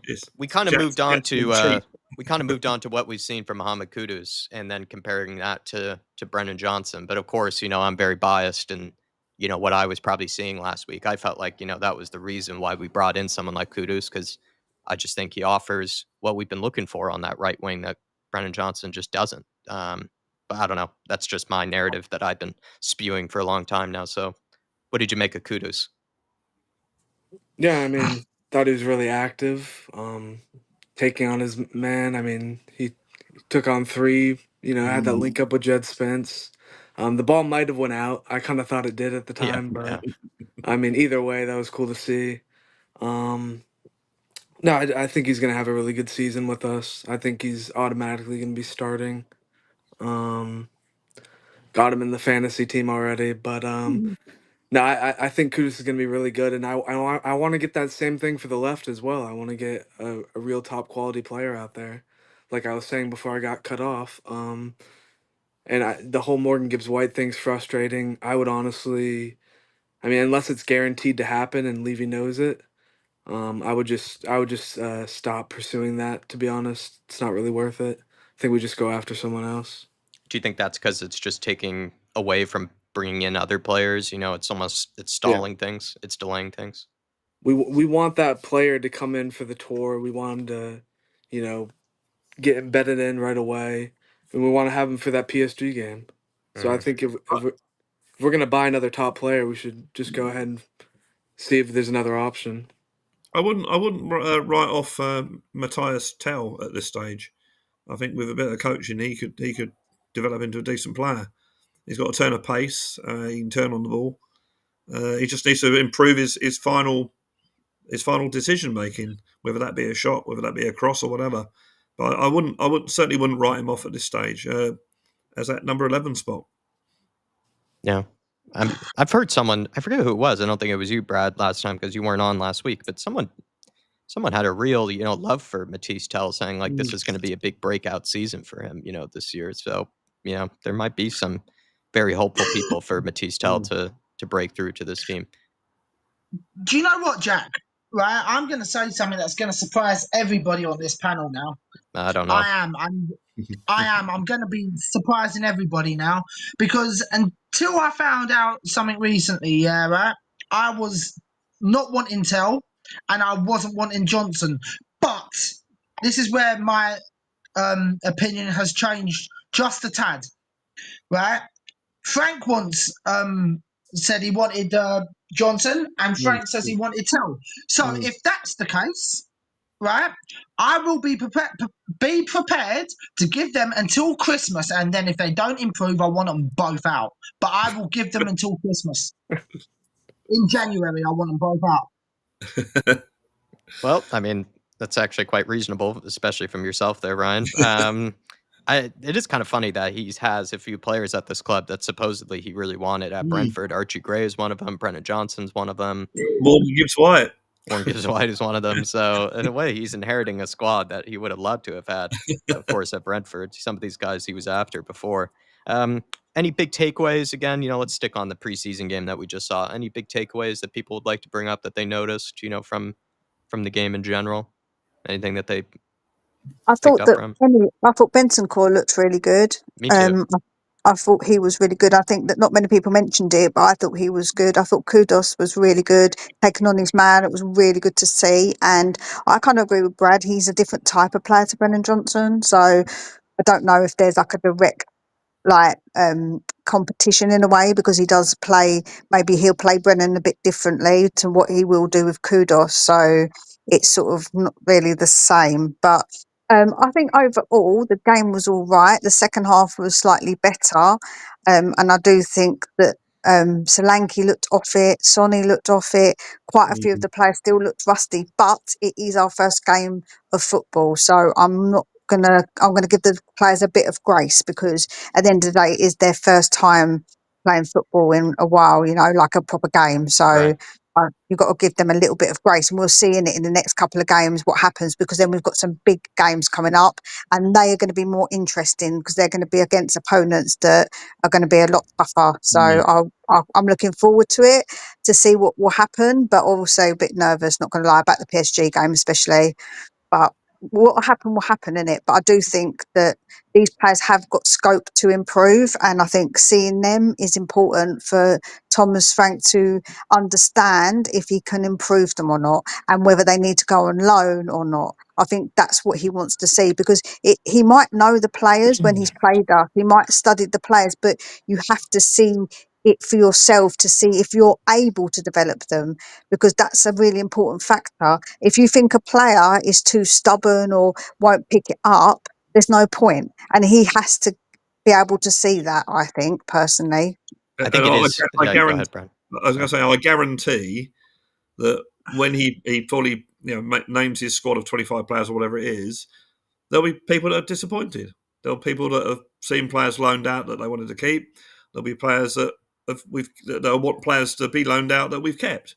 So whatever he does, there will be people out there that will be disappointed. But we've got to trust him as the coach. He's the one that sees them every day. He's the one that's got the resume. So we've got to trust him and see what he comes up with. As far as pre-season, it was a pre-season game. That's all it was, really. I thought nothing to get excited about, nothing to get disappointed about. And I often go back. I can't remember what season it was. We won all of our pre-season games, 5 or 6 games. We won 3 or 4 of them by 5, and Darren Bent was scoring for fun. And when the season started, it all went out the window, and we were bloody awful. So pre-season is something that it's nice to have the good wins. Of course, it is, but it doesn't really mean anything at the end of the day. Can I push back on that, Brad? Because I feel like last summer, I think said the opposite. Last summer, we saw us concede to a lot of teams and get absolutely walloped, by Bayern Munich. I think to a degree that ended up playing out in the season where any of the good teams that we came up against under Ange, we were just getting absolutely pummeled. And then we were conceding a lot of goals. We conceded like 3 or 4 goals to a K-League All-Star team. Which sort of supports my point in that the preseason doesn't really mean much. No, but I'm saying it does, because then we actually did in the regular season. Both scenarios happened. We conceded goals. No, but we conceded goals all the time in the regular season. And then also, like maybe just to push back again, like maybe back in the day, and when I'm saying back in the day, I'm like really only talking 5-10 years ago. But it feels like now everything is so heavy on like tactics, training. And then when you only have, this preseason window to really like work on what your system is, whereas like maybe back in the day when you only played like once a week, compared to now where they're playing like every 2 to 3 days, like the preseason is, so important for them to actually know what they're doing, out on the pitch before the games actually mean anything. Yeah, I think these first couple of games are basically about getting fitness up to standard. Uh-huh. I think when they go on the tour, that's when I think as you say, the tactical side of things will become more sort of relevant. Okay. But one thing we haven't. Sorry, just one little thing we haven't talked about is Vuskovic, centre back. Yeah. I mean, that was maybe Ryan. You want to talk about Vuskovic? Well, do you know what? I want to actually throw a grenade at Mia here because it's kind of funny because Mia. Just one quick thing before I go on about this centre back pairing, right? Mia, I thought, you wanted to win every game, so I thought we was going to win the Super Cup. No, come on, have some faith in I didn't say we wouldn't win it. I just said I'm a bit look how PSG play. Although Chelsea did beat them, we saw what they're able to do. So that game's going to be a massive test for a team that hasn't long been with a manager. So I feel like that's a very reasonable. Just because my takes are reasonable and not extreme like yours, like some of us can be in the middle and a bit balanced. There's this thing called balance, by the way. And every time you talk, just know I'm shaking my head at you. If anything, like PSG losing just shows that they can lose, but they're still easily the best team in Europe. I don't think that changed anything. It's just we actually found out they are in fact beatable. So thank God. Thank God. That's the only positive I took.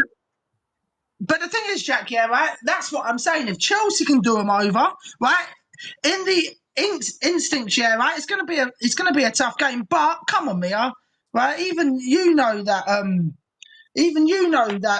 you're the hardcore part where you want to win every game. So in your eyes, we should be winning the. Hold on again. Understand what words mean. Just because I want us to win, it doesn't mean that we are going to win. I want us to win, of course, but it doesn't mean just because I want it that it's going to happen. I want us to win, of course. Like I always want to win every single game. So don't you try and use that against me, because what Tottenham fan doesn't want us to win every single game? Well, don't come at me, Don't come at me, because you're going to drop a grenade. I'm going to drop 10 bombs. So don't come at me. I think unless you've got real fuel. I think he enjoys it. I think he enjoys it, Mia. let's go on to Normally, Vuskovic. Mia. Let's go on to Vuskovic.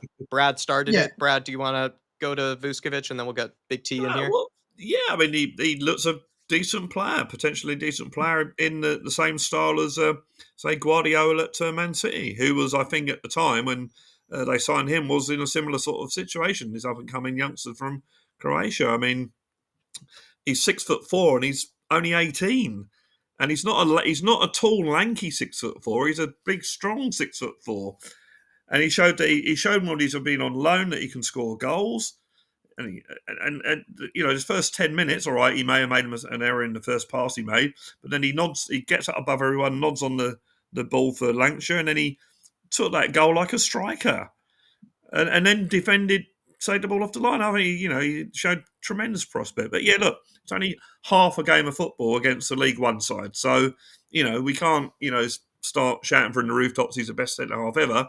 But the potential's there, and it'd be interesting to see how you use him. I can't see him going on loan because he's effectively been on loan for the past 2 years. So I think he'll be part of the squad.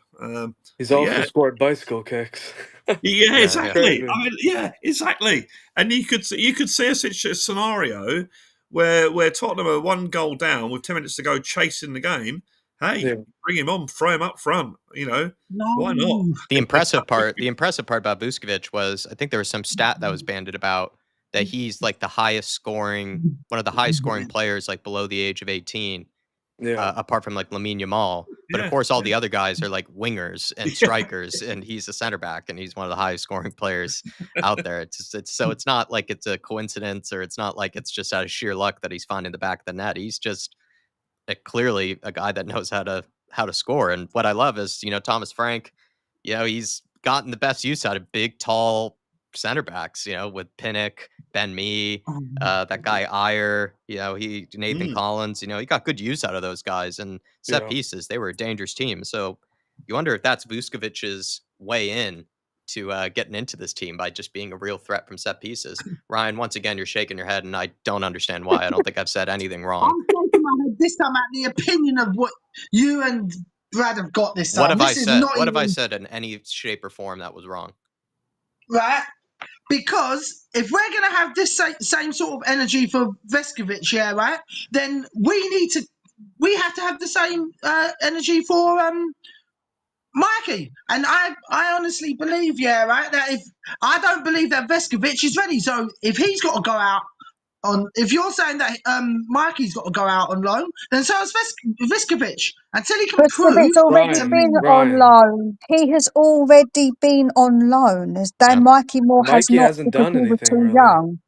Yeah, but to Mia's point, Vuskovic has come back from multiple leagues, playing like a lot of games, getting a lot of experience, playing minutes, game in, game out, developing himself, which is what Mia's point was, is that Mikey needs to do that at some point, needs to go to a club and do what Vuskovic has done, which is play consecutive games to really develop himself. And now Vuskovic is coming back to prove a point, maybe, that, he feels like he could break into this team.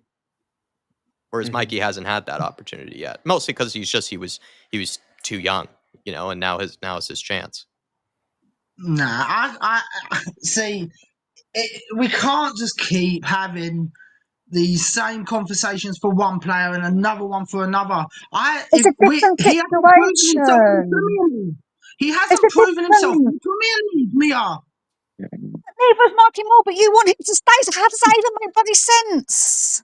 Mikey Moore potentially could be a good player. Everyone else wants him to go out on loan, so then let's have the same energy for Vuskovic, because he hasn't proven it in the Premier League. I feel like it's a competition for who's going to reach the highest pitch. For what it's worth, I wouldn't loan Mikey Moore out. Okay, that's my opinion. I don't want to go into. Brad, I'm disappointed. I'm not upset. I'm just disappointed.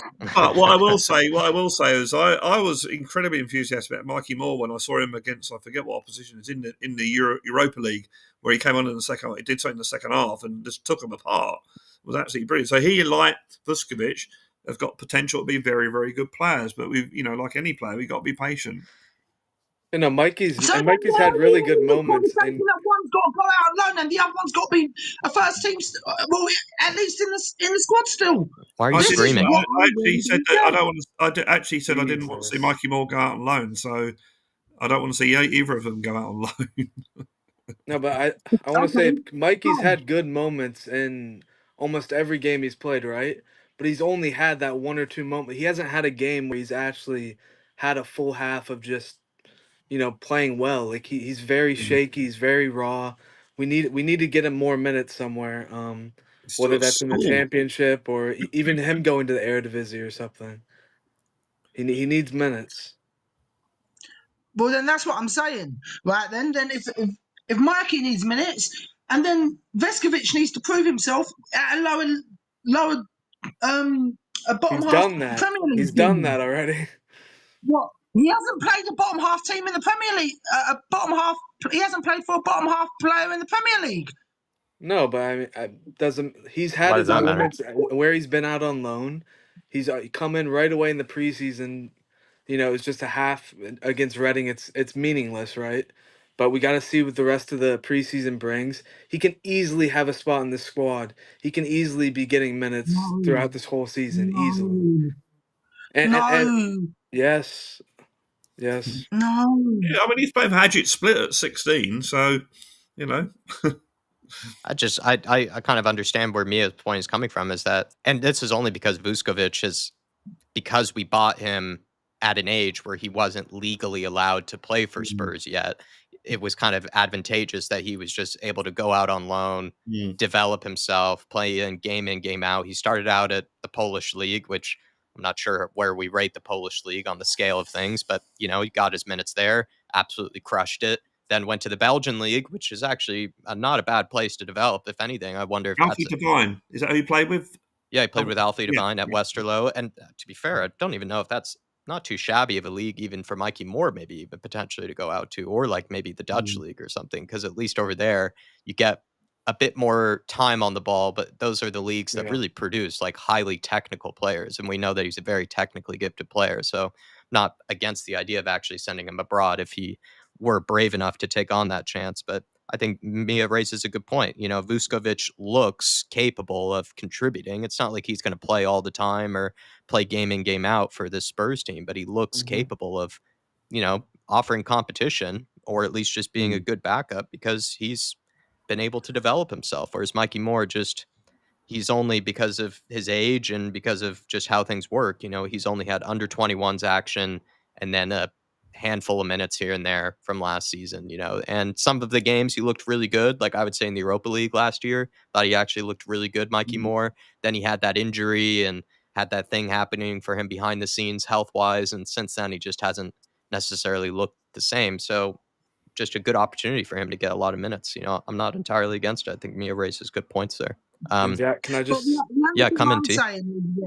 the only thing I'm saying is, yeah, right, is because he hasn't proven himself in the Premier League, and this is what I said to Paul, and Paul, I've spoke to about this, and we've had the same debate, right, over the phone, and I will have it every day with him. I think Veskovic needs to be put into a bottom half Premier League team to prove that he can do it in the Premier League. Just because he can do it out in these crappy little leagues, yeah, right? It doesn't mean that he can do it in the Premier League. Let's see what he can do Why in the can't you say Premier the League same on argument then loan for to a Mikey bottom Moore? half Shouldn't Mikey team. Moore have to play for a bottom half Premier League team then? Using your logic? I'll take that. I'll take that. I've even said that to Paul, but he's turning around. Paul's turned around, and Paul, I know you're listening, mate, and we have had this conversation, so it's not like I haven't had this conversation with you before, but I've said to him he needs to be in a bottom half Premier League team as well. But Paul's turned around and said to me he won't get into any of those bottom half teams. Can I just Mikey can I Moore was just talking about. can I just refer you back to somebody like I don't know, Van der Ven, who didn't play in the Premier League, and look what he's done, and he's come over here. It doesn't mean just because they go into another league in another country, it's a crappy league, and that they're not going to learn anything, Ryan. They can still learn. Mike, we've got plenty of young players from other countries, and they do fantastic. So I don't think that your point is valid that they have to play at a lower Premier League team before they're allowed into our team. No, and I get that, Mia, right? But the difference with Mickey, yeah, right. He had played at the international level at that point. He has been playing on the international level, and that's the difference between what I'm saying. Because what I'm saying is, right, he was proven on international level. He came into this team and he knew how to play with against the likes of people like Haaland and people like I don't know, Salah and players like that. Do you know what I mean, Mia? There's where I'm trying to get at. Veskovic hasn't played against the big boys in any of the European games, right? Well, he's He's about to. If we give him minutes against when we play Newcastle, Arsenal, like they're True. big teams, and then we'll be able to see where he fares, right? what for the True. last 20 minutes of games? No, What if he plays a I don't agree half? with that. What if he plays a? No, I What if don't he? agree with that. But then you're just going back on your point to see if he can fare against those sort of Jason. No, teams. because this is what I've said to Paul. I want him in. If he was about to say to play a whole 90 minutes, yes, I agree with you, Mia. I agree with you at that. I'm not going to disagree with you on that. But what I'm saying is, right, when it comes down to playing like 20 minutes in a game against Arsenal or Man City, How many minutes did he what I play at said the to Paul is, weekend? I How many want minutes him did he play at playing the in the weekend? big How games. many minutes did he play at the weekend, Ryan? Tell me. Was it 20 minutes or was It's it? against Reading. It's against But Reading. That what? doesn't So interest me. hold Okay, on, hold let's on. But just if he does the Jason same Paul's comment is brilliant. and yeah. plays another 45 minutes in all of those games, does that not give you more of an indication if he's Let's ready? No, I think No, Mia raises a no, good point because that I want to against see. I Ryan, I'm want to going to cut see across him. you. Ryan, I'm going to cut across you. I think a lot of people want to just move on because from the Mikey Moore stuff, but I think Mia raises a good point that, when he fares against Newcastle, Bayern Munich, these sorts of teams, there'll be further, Oh no, I'm talking tests and about further Veskovic. evidence for it. Sorry, Brilliant comment no, from Jeff, Jason I'm talking Bell. about Veskovic. Ryan, I'm talking. Jason Bell saying Moore has played for a bottom half Premier League team and only got minutes here and there last season. Probably wins comment of the day there. Lazy 8, I think agreeing with Mia. Mikey needs to be starting games against grown-ups, having 4 to 5 to take on per match. Not going to get that at home this season. And he says that the benefit was that Vuskovic had started games against grown man for 2 seasons. Mikey just hasn't. That's just the thing. I just think in a way Mikey Moore is just unlucky maybe to not be able to develop in the way that Vuskovic has, just because that's just how the rules work. That's just how things are. Let's go into maybe just this Saturday in terms of the games. Are these? I don't know. It seems like these are the final games really for Frank to start making decisions on who his squad will look like, because who you take on that plane over to Asia is really more or less kind of the team that you'll probably plan on keeping for your Premier League team. So it's like last 2 games here, Wickham as well as Luton Town are like the players that he gets his final look in at pretty much every single player before he starts making some tough decisions. Paul, are Hey, you Jack. able to come in on anything or just listening background? That seems like he's still working in the background. Yeah, Yeah, can Big I T, come in what's real up? sec? Yeah, come in. Take it I just away. want to. I'm gonna have to go in like about 5 minutes, but I just Go wanted ahead. to talk about the last preseason game one more time, Sure, like sure. about the center backs. Go ahead. First off, I think Vuskovic can easily be our like fourth center back for the season. He can get minutes. He can start some games. He can come off the bench. But I just wanted to say real quick, I thought Danzo was very impressive the last game, especially like we've had question marks about him on the ball. It's against Reading. I know different press, different competition, different levels, but I thought Danza was really good on the ball even too. I don't think he's getting enough credit for that. I Yeah. think Danza's going to be a big player for us this season, especially with the injury problems we've had defensively. I think he's going to be a really big player for us this season. I was really impressed with him and Vuskovic, him on the ball as well. I think he did make a passing mistake that gave Reading the ball for a counterattack, but then they ended up cleaning it up anyway. But I think Vuskovic really got on the ball with both feet as well. Yeah. I think if we need to, we can push him up to a 6 or something. He can get some minutes even in that. And even like Brad said, I know Ryan shook his head to it earlier. Last 10 minutes of the game, you throw him up front. I mean, that's a danger right there. You If you can chase shake your head all you want, but we've had players like Lorente do that for us. You look True. at Fellaini at Manchester United. Look at Harry Maguire for Manchester United. How many times has he been thrown up front and scored a header or 100%. whatever? I mean, that's a big part of the game. And Thomas Frank, with his tactical nous, he will figure something out. I think Vuskovic will be a big part of the team. What's Croatian for kitchen sink time? 100%. And Route 1, get it launched to the big man. Yeah. I put out a tweet on the IrishHotspur account even saying, just hear me out, Vuskovic is backup striker to Solanke in case we don't sign one, this summer. 100%. I don't know. We're kind of, I agree. Maybe there are some points that maybe we might have missed from the last preseason game. I don't think we need to touch on it further, but I agreed with what Mia said with Bentancur. Bentancur was like a good example of what's funny about preseason. Bentancur looked like someone to me that could play a Premier League game like right now and looks like he's just ready to go. Whereas other guys look like they need that time, to sort of get back into the shape of things, start to get their match fitness, just in general, their I don't know, their footballing fitness, because, some players' first touch are a little dodgy. Thought Basuma, was a little bit kind of clunky on the ball at times. Like you even said, Vuskovic, maybe his first few touches were a little bit nervy. Brendan Johnson had a few first touches that were a little bit, kind of hit or miss. So that's what's kind of funny. Some people look ready to go straight away. Even Kudus, for example, kind of looked ready to go straight away, whereas others maybe don't. That's what's kind of funny about preseason. Some people are just automatic, ready to play, and others do need that time. Paul, looks like we have you in here. Evening. How are you, sir? I think we're still touching on maybe the last preseason game. Any big things that you feel like maybe we've missed, or anything you wanted to add? Well, I just want to pick up Ryan when he said Vuskovic hasn't played internationally. He's actually debuted for the Croatian international men's team. So, let's not go there, that he has played international football. So that's that argument gone. No, Paul, hold up for a second, bro. I love you, right? I said he's played international football. Mate. Yeah, but Vuskovic has played for the senior men's team. Mikey Moore's only played for the under-21. That's what I'm talking about, Paul. He's played for the international team. He's played for the men's international. I wonder if Vuskovic... So why shouldn't he stay at the club then? I wonder if Vuskovic has become Ryan's new Ange Postecoglou in terms of guys that he just really has it out for at this point. No, it's not that, Jack. It's not that. What it is, I want to be proven wrong, right? So I can then turn around and say to him, right, say that I was wrong, and I will put my hands up and I will say, if at the end of the season he's had a very good season like Bergvall had, then I will put my hands up and I will say, congratulations, you've proven me wrong. Now can you push on? And then I'll be happy to back him all the way to the hill.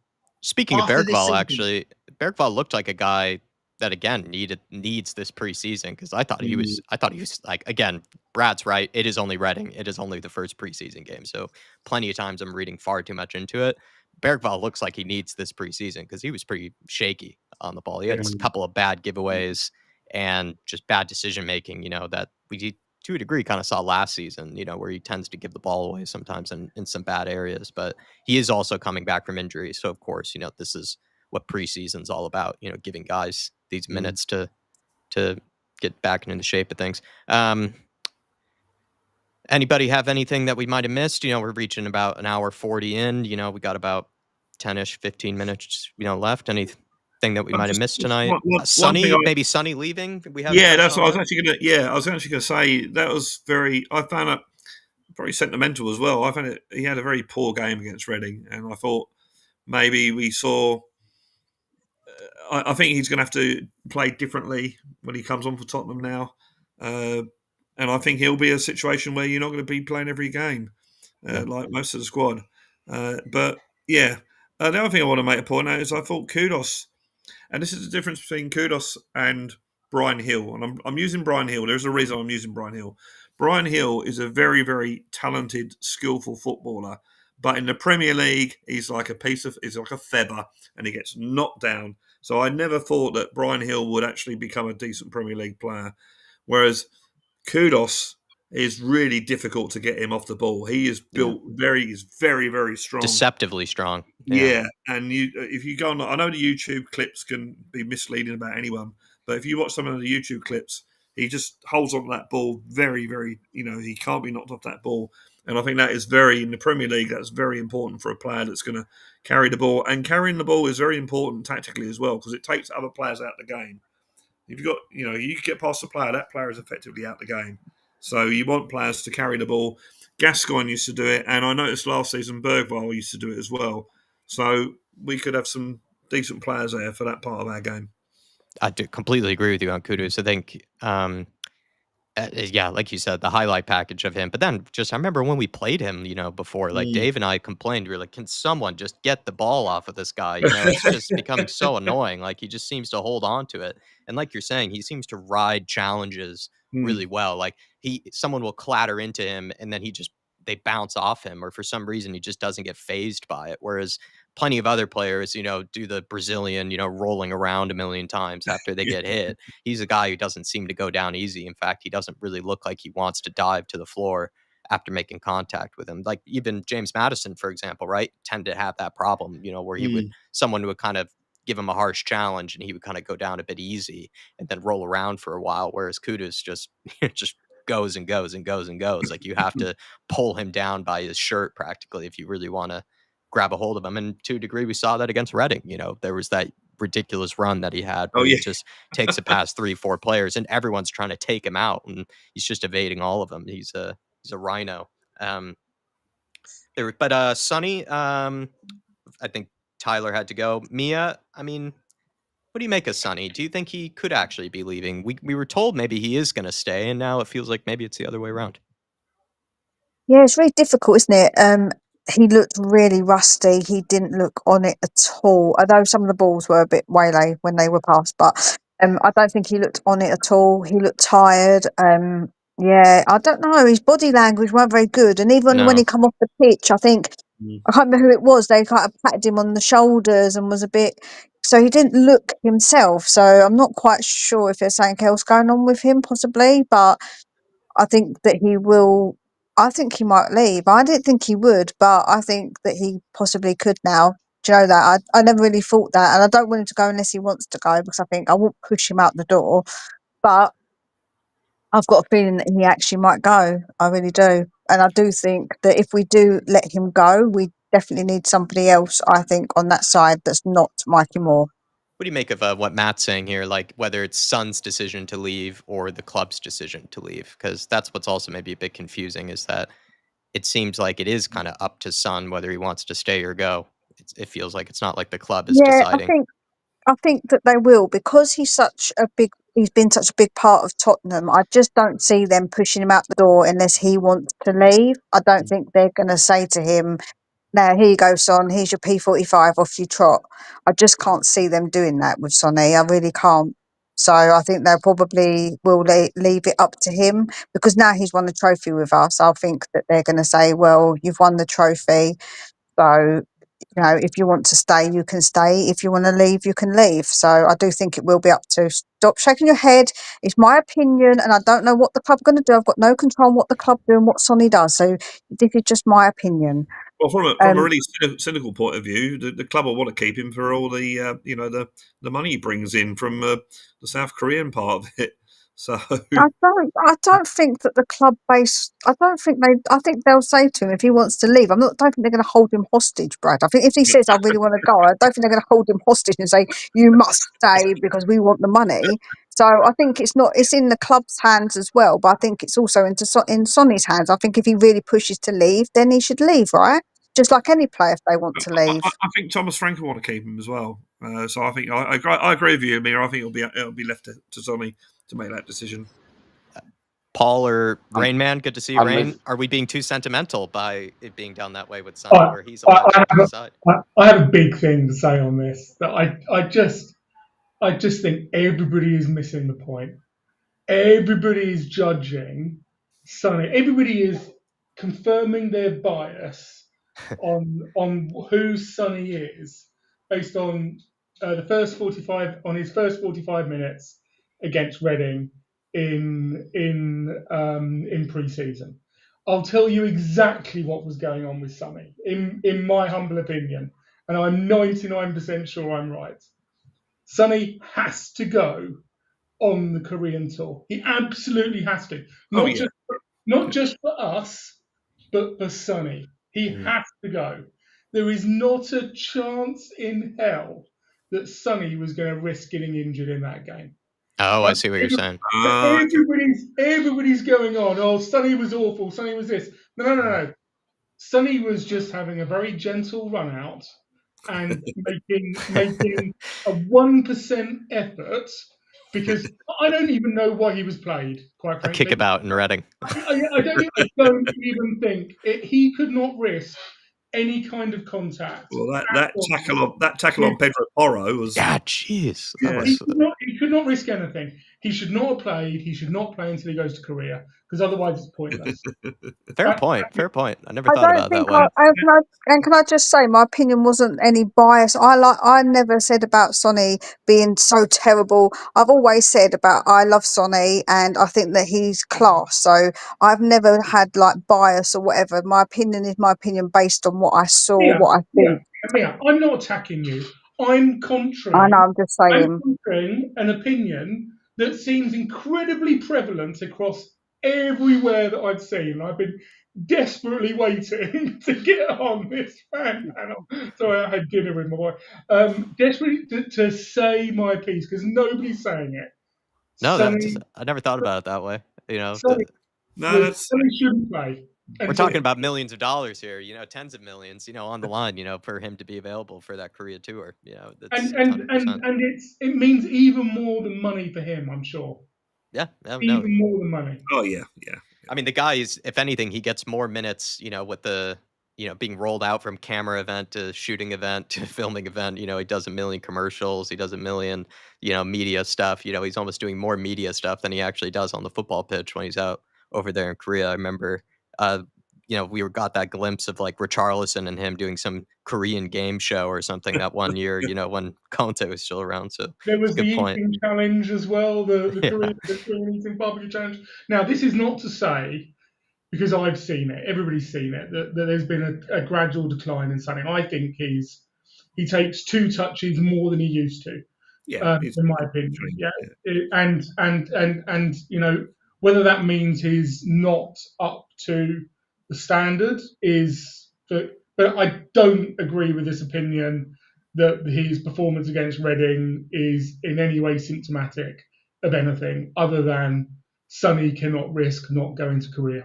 No, I never thought about it that way. And as always, and I've tried to preface this, like, we're working with very little evidence so far, but it's how it is. You try to read a lot into it. Sometimes you try to catch yourself by not reading too much into it with the first game of the season, but it definitely could be the case with Sonny that we might have been reading way too much into that first little 45 minutes. So I think you're spot on there, Rain Man. Do you, just quickly as a follow-up, Rain Man, do you think he could, he'll go on that Korea tour, but do you think there is a chance he might still leave?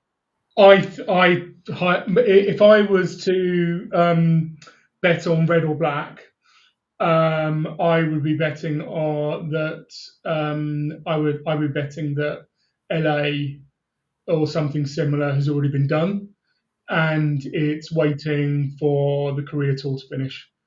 That's what that's where I'd put my, if I had to bet on one or the other, that's where I'd put my money. That he is going to go. And how we deal with it, I'm really not sure, because I tell Anodabert, I don't know who else is playing on that left hand side. Are they enough? I don't think so. Mikey, I think needs, he needs a couple of years to grow into his body. We can't rely on him. I don't know if you remember back to, like Stephen, if you remember back to when there were quite a few youngsters playing, they used to break down. Ferdinand broke down quite a bit. Stephen Gerrard broke down quite a bit until they got to 21, 22. Because that's when young men become men. You don't become a man at 18. So Yeah. Yeah. Um, Even Lamine Yamal is apparently still growing, which is just crazy to think, but because he already looks like he's 23, 24, but apparently he grew like 2 or 3 inches, which some people were saying might be the end of his career because now he has to learn how to dribble, again, with being so much taller. well, I mean, that's the point, right? That's the point. If you, I mean, like everybody's hyping Vuskovic, but if he grows by another 2 or 3 inches, that completely changes his frame, his dynamic, and how he interacts with the ball and other players. There's a reason why we have the phrase he's good on the ball for a big man, right? And that's because it's real. Yeah, the further you are away from the ball, and I've got like size 12 feet. I'll tell you this: having size 12 feet makes it hard to kick the ball. It's really hard to get it on your instep compared to somebody who's got like size 6, size 7 feet. You want to be an Eden Hazard with size 6 feet, low center of gravity, low to the ground. Yeah, that's the perfect type of player. No, good point. That's what makes Berbatov so class. Probably size 13 feet and best touch we've ever seen. Paul, do you have if you were to bet on red or black, the way that Rain Man put it, where's Sonny going? Is he going to be leaving us? Personally, I think he is gone. I think that was already decided when the contract was extended for a year, because the South Korean tour had already been booked by that point. So I think he was told, I think it was a contractual obligation, he has to be here for Korea. But I think once we get back from there, I think things will move very, very quickly. Gotcha. He'll either, but I do think it has to be up to Sonny. It can't be fans, club, or anything else. Sonny has to make that decision. If he wants to stay and play a bit part role, because I can't see him playing every game next season, great. But if he wants to go on, then that's entirely up to him, and fair play to him. But for me, it's balls in Sonny's court, in all honesty. He's earned that right. He's been with us 10 years. He's been loyal. He's never tried to force himself out the club, and he's always played well. Yes, he's been on the decline the last couple of seasons, but you can put that down to the partnership he had with Harry Kane. When Harry Kane left, we didn't replace him with anybody, and then all of a sudden, he's got nobody feeding them balls in, nobody to run off. They had the best assists in the Premier League at one point between the two of them. So that'd have been a lot harder for him to adjust to, especially as he's getting older. So for me, he's declining. Then, leave it up to him. He's earned the right. Okay. They're just looking at one point, Rain Man, you did an exceptional job. You got him to nod his head at one point, Rain Man. So you were doing an exceptional job with whatever you were saying. I think it's like a rare sight. I'm very clear that I'm with Ryan on Sonny's playing perspective, from a playing perspective. I just think that there's also a balance that Sonny brings something off the pitch to the players. Whether that's enough, I don't know.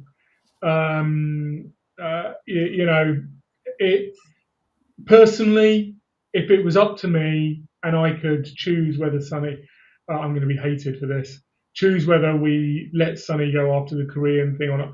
And by let go, I mean we'd say to him, it's time to go. I would be saying, it's time to go. It's interesting that they asked Thomas Frank who his captain was going to be, because generally speaking, you wouldn't do that if you've already got a club captain. And he actually said he didn't know. Sort of interesting.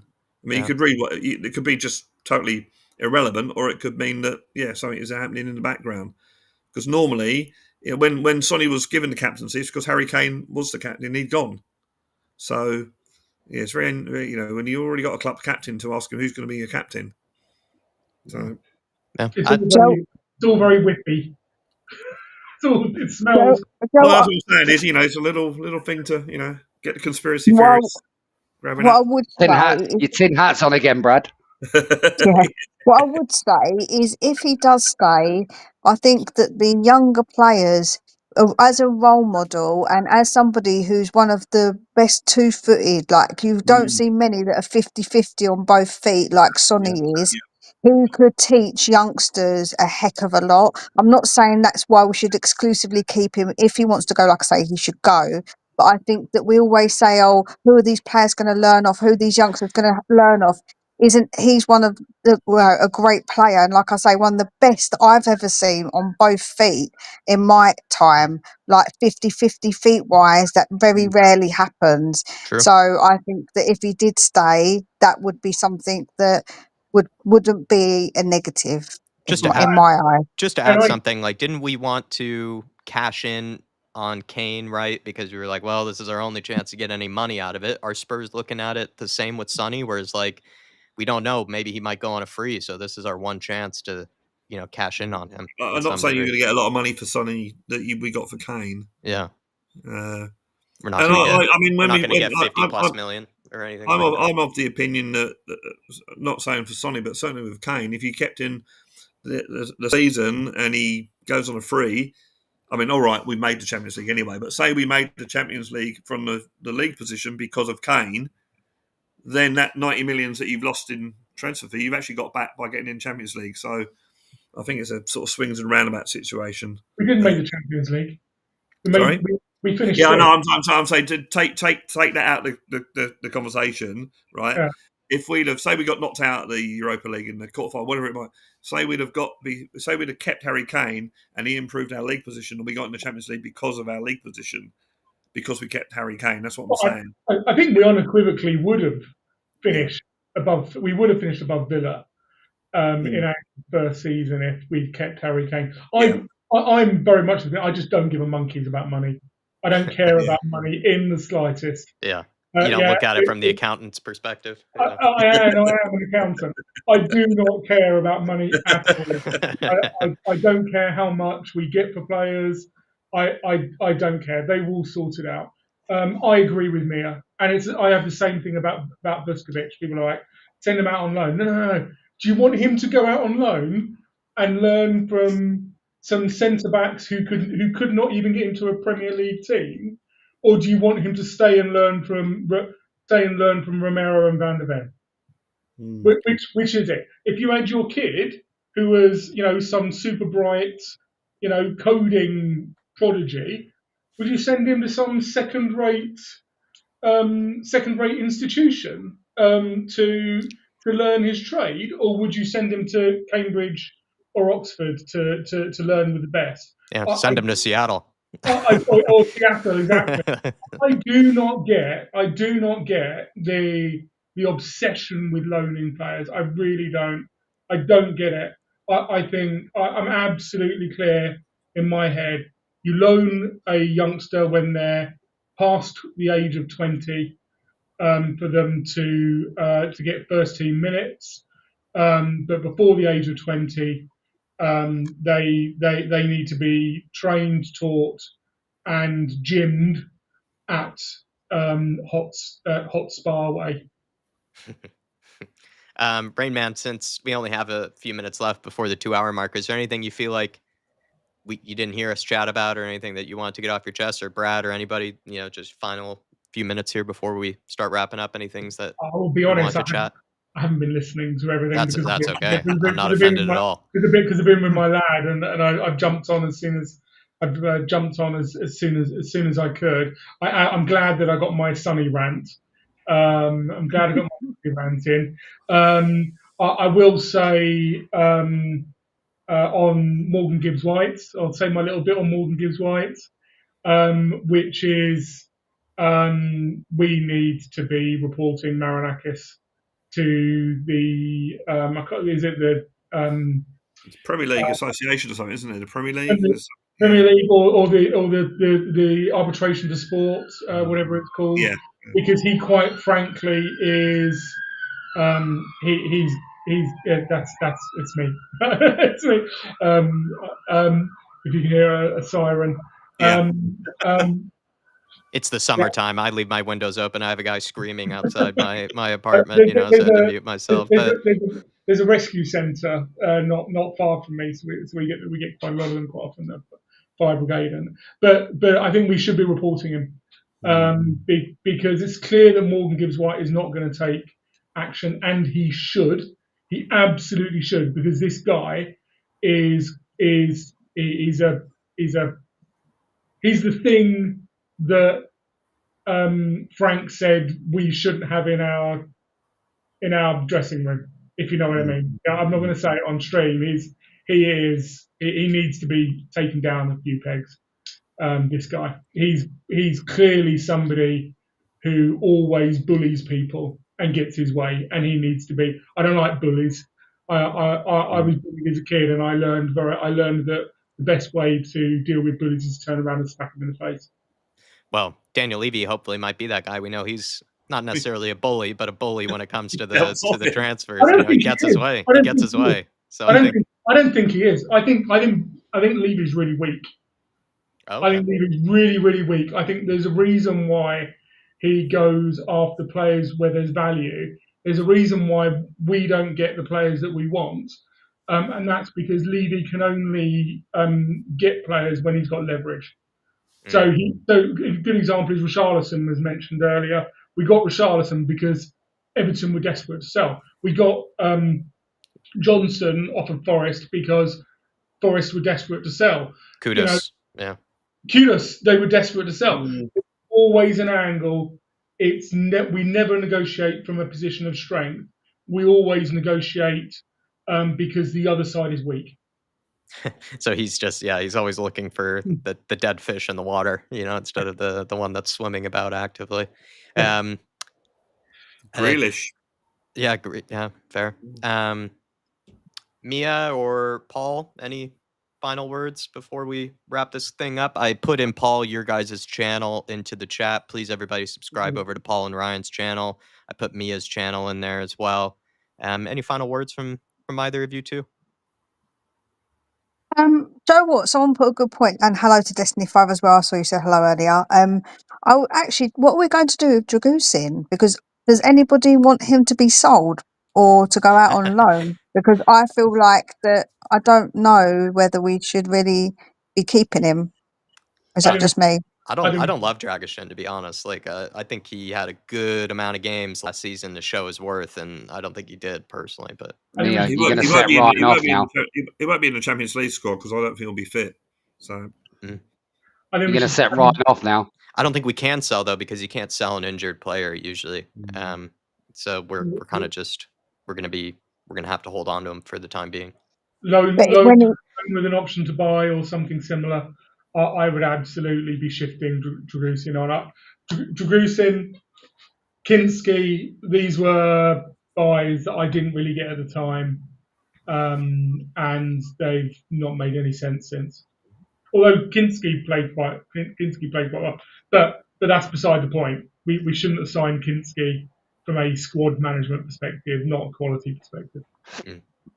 And can I also say, I never want to have to talk about Morgan's Gibbs-White again. I'll tell you what, I've had enough of that bloody name, and Marinakis as well. I've had enough of them both. And Joe, what? I'm going to say something that might actually people disagree with. I think we should just now walk away and say, listen, mate, the ball's in your court. If you really want to come to us, then make it happen. Because if Gibbs-White wants to, he could kick up a bit, not a major fuss. I'm not saying being unprofessional. He could make the complaint if he feels that they're doing off behaviour, and then he's got some personal stuff happening at the moment with his I understand, Brad, that he has, because I saw his wife, and obviously knowing like that's a monitor for the baby that she's got on, and I know that obviously there must be an issue. But what I'm trying to say is his football career is also something that he needs to make a bit more definitive. I can play for Forest, but I can play for Tottenham. I don't mind either way. And if they're going to be a bit dilly-dally about it, then we should just go, okay, Gibbs-White, cool, man, we'll walk away. Because I just don't think it's worth all this drama, if I'm honest with you. And if he really wants to come, he'll come in it. He'll make it kind of happen. All he has to do is push for it a little bit, and then they're going to have a player on their hands that isn't happy, and that's not what you want. He's too professional. He's too professional. No. You don't have to be unprofessional, Jack. You can do it in certain ways. Like he can set up the complaint. He can look into it and see what his rights are, because he's also got rights as a player. If we've triggered something, if his release clause isn't invalidated by anything else, like us maybe approached somehow finding out about it magically, And if he then wants to he's got. come, you know? And if he wants to come, that's what I said. But if he wants to come bad enough, then we should just go, all right then. Like, it's a bit beggy. I don't like us being beggy. We should just go, all right, if you want to come to us, come to us. But if you don't, cool. I don't like it a bit beggy, if you like. I I also, think yeah, go ahead, Rain Man, sorry. I think you should go all in. And let's be clear, it's not Morgan Gibbs-White who's going to do it. He's going to go to. It's like when you get divorced, right? You He's don't not going to do get in it. court, is You don't do it personally. You go to your lawyer and you go, I want you to go ape shit. I want you to do this, this, and this, and then they go away and do it. And he can afford to pay his agent or lawyer to go away and do it. So he can go to them. Look, I'm sick of this. Get me out of the club. Get me out of the club and get me this. Get this move done. This is not doing anybody any favors. And then he can go to and then they send to Forest. He needs he needs leave of absence to deal with his partner. And by the way, he wants to leave, and you need to deal with us about it, and just isolate himself from it. Yeah, because Wiss apparently has been sent home because his future's uncertain. So there is, like I say, there is ways to, like I say, exactly what you said, Raymond. It's like you don't have to be unprofessional, be a bit like what Gokres did and throw his toys out of the pram, because that obviously didn't really help the situation either. So you can do it in a more professional way. But like I say, I'm not going to be begging for him. Like, you don't want to be that man or that woman in the club begging that person to be with you. Like, come on, please come back to me. No, like, walk away, have some pride, man. Just walk away. If they want to be with you, like, walk off. And then if they want to chase you, let them chase you, innit? Let him do a bit of chasing, is what I'm saying. Because I'm fed up with us Like you're being the talking from begging club. experience there. It's like you're talking from experience there. I'm going through a similar Unfortunately situation. Yeah, not. I'm gonna use that advice actually.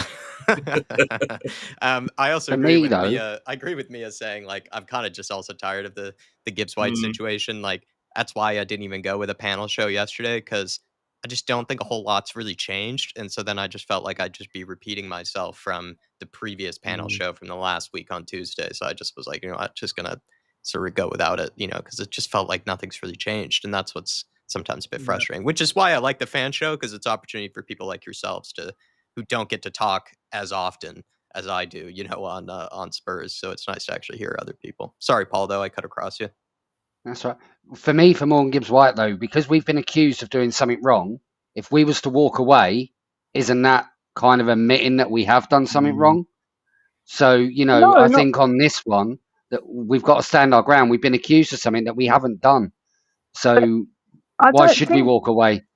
Because I don't think that if we know that we haven't done anything wrong, just because we walk away, we're just saying the ball's now in your court. We've done nothing wrong. So if Morgan Gibbs-White wants to come to us, he can, but he has to show that he wants to come. We're not saying that we're guilty. We're just saying, listen, we've done nothing wrong, Gibbs-White. If you really want to come to us, then you need to show it. You can't just expect a crappy £1 bunch of flowers and then I'm going to be like, oh my God, come in. No, I love you. No, you need to show us a little bit, innit, that you want to be with us. That's all it is. I don't think we've been accused of doing anything. I think Well, it's not been put formally, I don't think. No, exactly. I don't think we've been accused of doing anything. I think Marinakis is just pissed off that he couldn't swindle 80 million quid out of someone. That's where it is. It's because he thought he was going to get 80 million quid out of Man City, and all of a sudden we come in and go, there's 6 million quid, and according to somebody on X, not the club, no, the club's never said it, according to somebody on X, I can't remember who it was, that's triggered a release clause. Now, Marinakis knows it's triggered the release clause. Everybody else now knows it's triggered the release clause. The problem that Marinakis has got is he wanted to swindle 20 million quid out of Man City. I'm really interested in how Man City phrased their approach for Morgan Gibbs-White. That's what I'm most interested in. If they said, what is the price that it would take to, and I'm putting my legal head on, right? What is the price that it would take for Morgan Gibbs-White to become a Man City player? And the response from Nottingham Forest was 80 million quid. Then Nottingham Forest that Nottingham Forest have some answers, because in a court of law they did something. They were dishonest. But Yeah. Well, yeah. I Hopefully mean, it gets sorted ASAP. That's the main thing. Can I just say one thing quickly? yeah, get your final Right. words in, sir. Yeah, right. Look, my final words is, look, Dave, my thoughts and prayers are with you and your dad, mate. I hope he gets well as soon as he can, and I hope you're back as soon as you can as well, because we need you back to literally try and save some order here, because everyone seems to be having a pop at everybody on this. Well, not everybody having a You pop saying at I've done a bad everybody, job, but, Ryan? I'm just saying you could have managed it a little better, but no, I'm joking, Jack. Come on, that But no, look, Dave. Just hope your dad gets well, mate, and I hope you get back soon, man. Just because we miss you, all of us miss you, even though people don't always tell you, mate. I miss ya. Paul misses ya. Rayman misses ya. Mia definitely misses ya, and Jack misses you, and Brad misses you. But I hope you can get back soon, bro. Thanks for saying that, Otherwise, Ryan. Thanks for saying my that. Very thoughts and nice of you. prayers are with you and your dad and your mum and your whole family, mate. I'm gonna put in the people's channels. I actually forgot to put in Blue Sofa Songs as well. Brad, I'm putting in yours. I'm gonna put in Paul's, and as well as Mia's here as we start wrapping up. While I'm sort of stalling and doing that again, if anybody had any final words, and we've gotten a full 2 hours, so fair play once again to you guys. You impressed me when even yesterday I was like, oh geez, what's really changed, like in the I last don't week or think my, I so. don't You think my guys have done an stomach's excellent job. impressed. My Sorry, stomach's Brad. been going, I thought we were going to feed What? me. My stomach's going, feed me. Just a quick one. What do you think of the double header on Saturday now with the two friendlies? Tell me, Is that a good idea or a bad idea? Love it. what should we do? Like should we do watch alongs for both games? Should we, because I was just planning on doing pre-match build up and then a watch along, but now I'm like, geez, do I do just 2 watch alongs? Like, what do I do Saturday? I'm kind of a little bit I think torn the first on one's on at 11 a.m., isn't it? First game. Yeah. Apparently, he's playing 2 different squads as well. that. Yeah. And most players are going to get 65 to 70 minutes. I won't be able to watch it. I'll be that watching should be the interesting. British Lions smash Australia and then Yeah. go to the Ealing Blues Festival. So, Oh, classy evening miss for you. both games. Yeah. Well, Brad will tell you everything that you need to overanalyze, the next time that that we see you, because that's what we've been doing for sure. Especially me. I mean, that's what I have to do is just overanalyze it. But yeah, that's it's tough to actually know what we'll actually end up doing on Saturday, because I just don't know if I could do pre-match build up then 2 watch alongs. I think I'd have to make a decision of one or the other. But we'll decide. We'll decide. Let us know. Maybe I'll ask some people in the posts section about it, see what people vote on. But appreciate you all. Thanks for keeping me company. Nice to hear different opinions. I think we had once again a very entertaining show and very varied opinions on a lot of different stuff. And I think we actually covered quite a lot. I don't think we hung up on too many things for too long. So once again, thank you guys. Yeah, done a great job, all of you. Thanks for keeping me company. And next one should be Monday. I think the only reason we moved it to Wednesday was, there might have been a chance Dave could make it for this Wednesday, but he just couldn't. So we were going to go with it no matter what on Wednesday. Appreciate you all. And thanks to everybody watching along who've been with us for the entirety of time. And we'll see you all tomorrow. I think I'll be doing a panel show tomorrow, just a mix of, if anything happens transfer news wise, I'll try to bring it up. But if not, then it'll be a bit of a warm up to the games on Saturday and what to expect. So panel show out tomorrow, and then Saturday, the watch alongs. We'll see you all next time, everybody. Come on, you Spurs. And the Thomas Frank engine Hotspur summer continues. And big love to Dave and the fellow Yudo, his dad as well. Well said, man. Alrighty. We'll see you next time, everybody.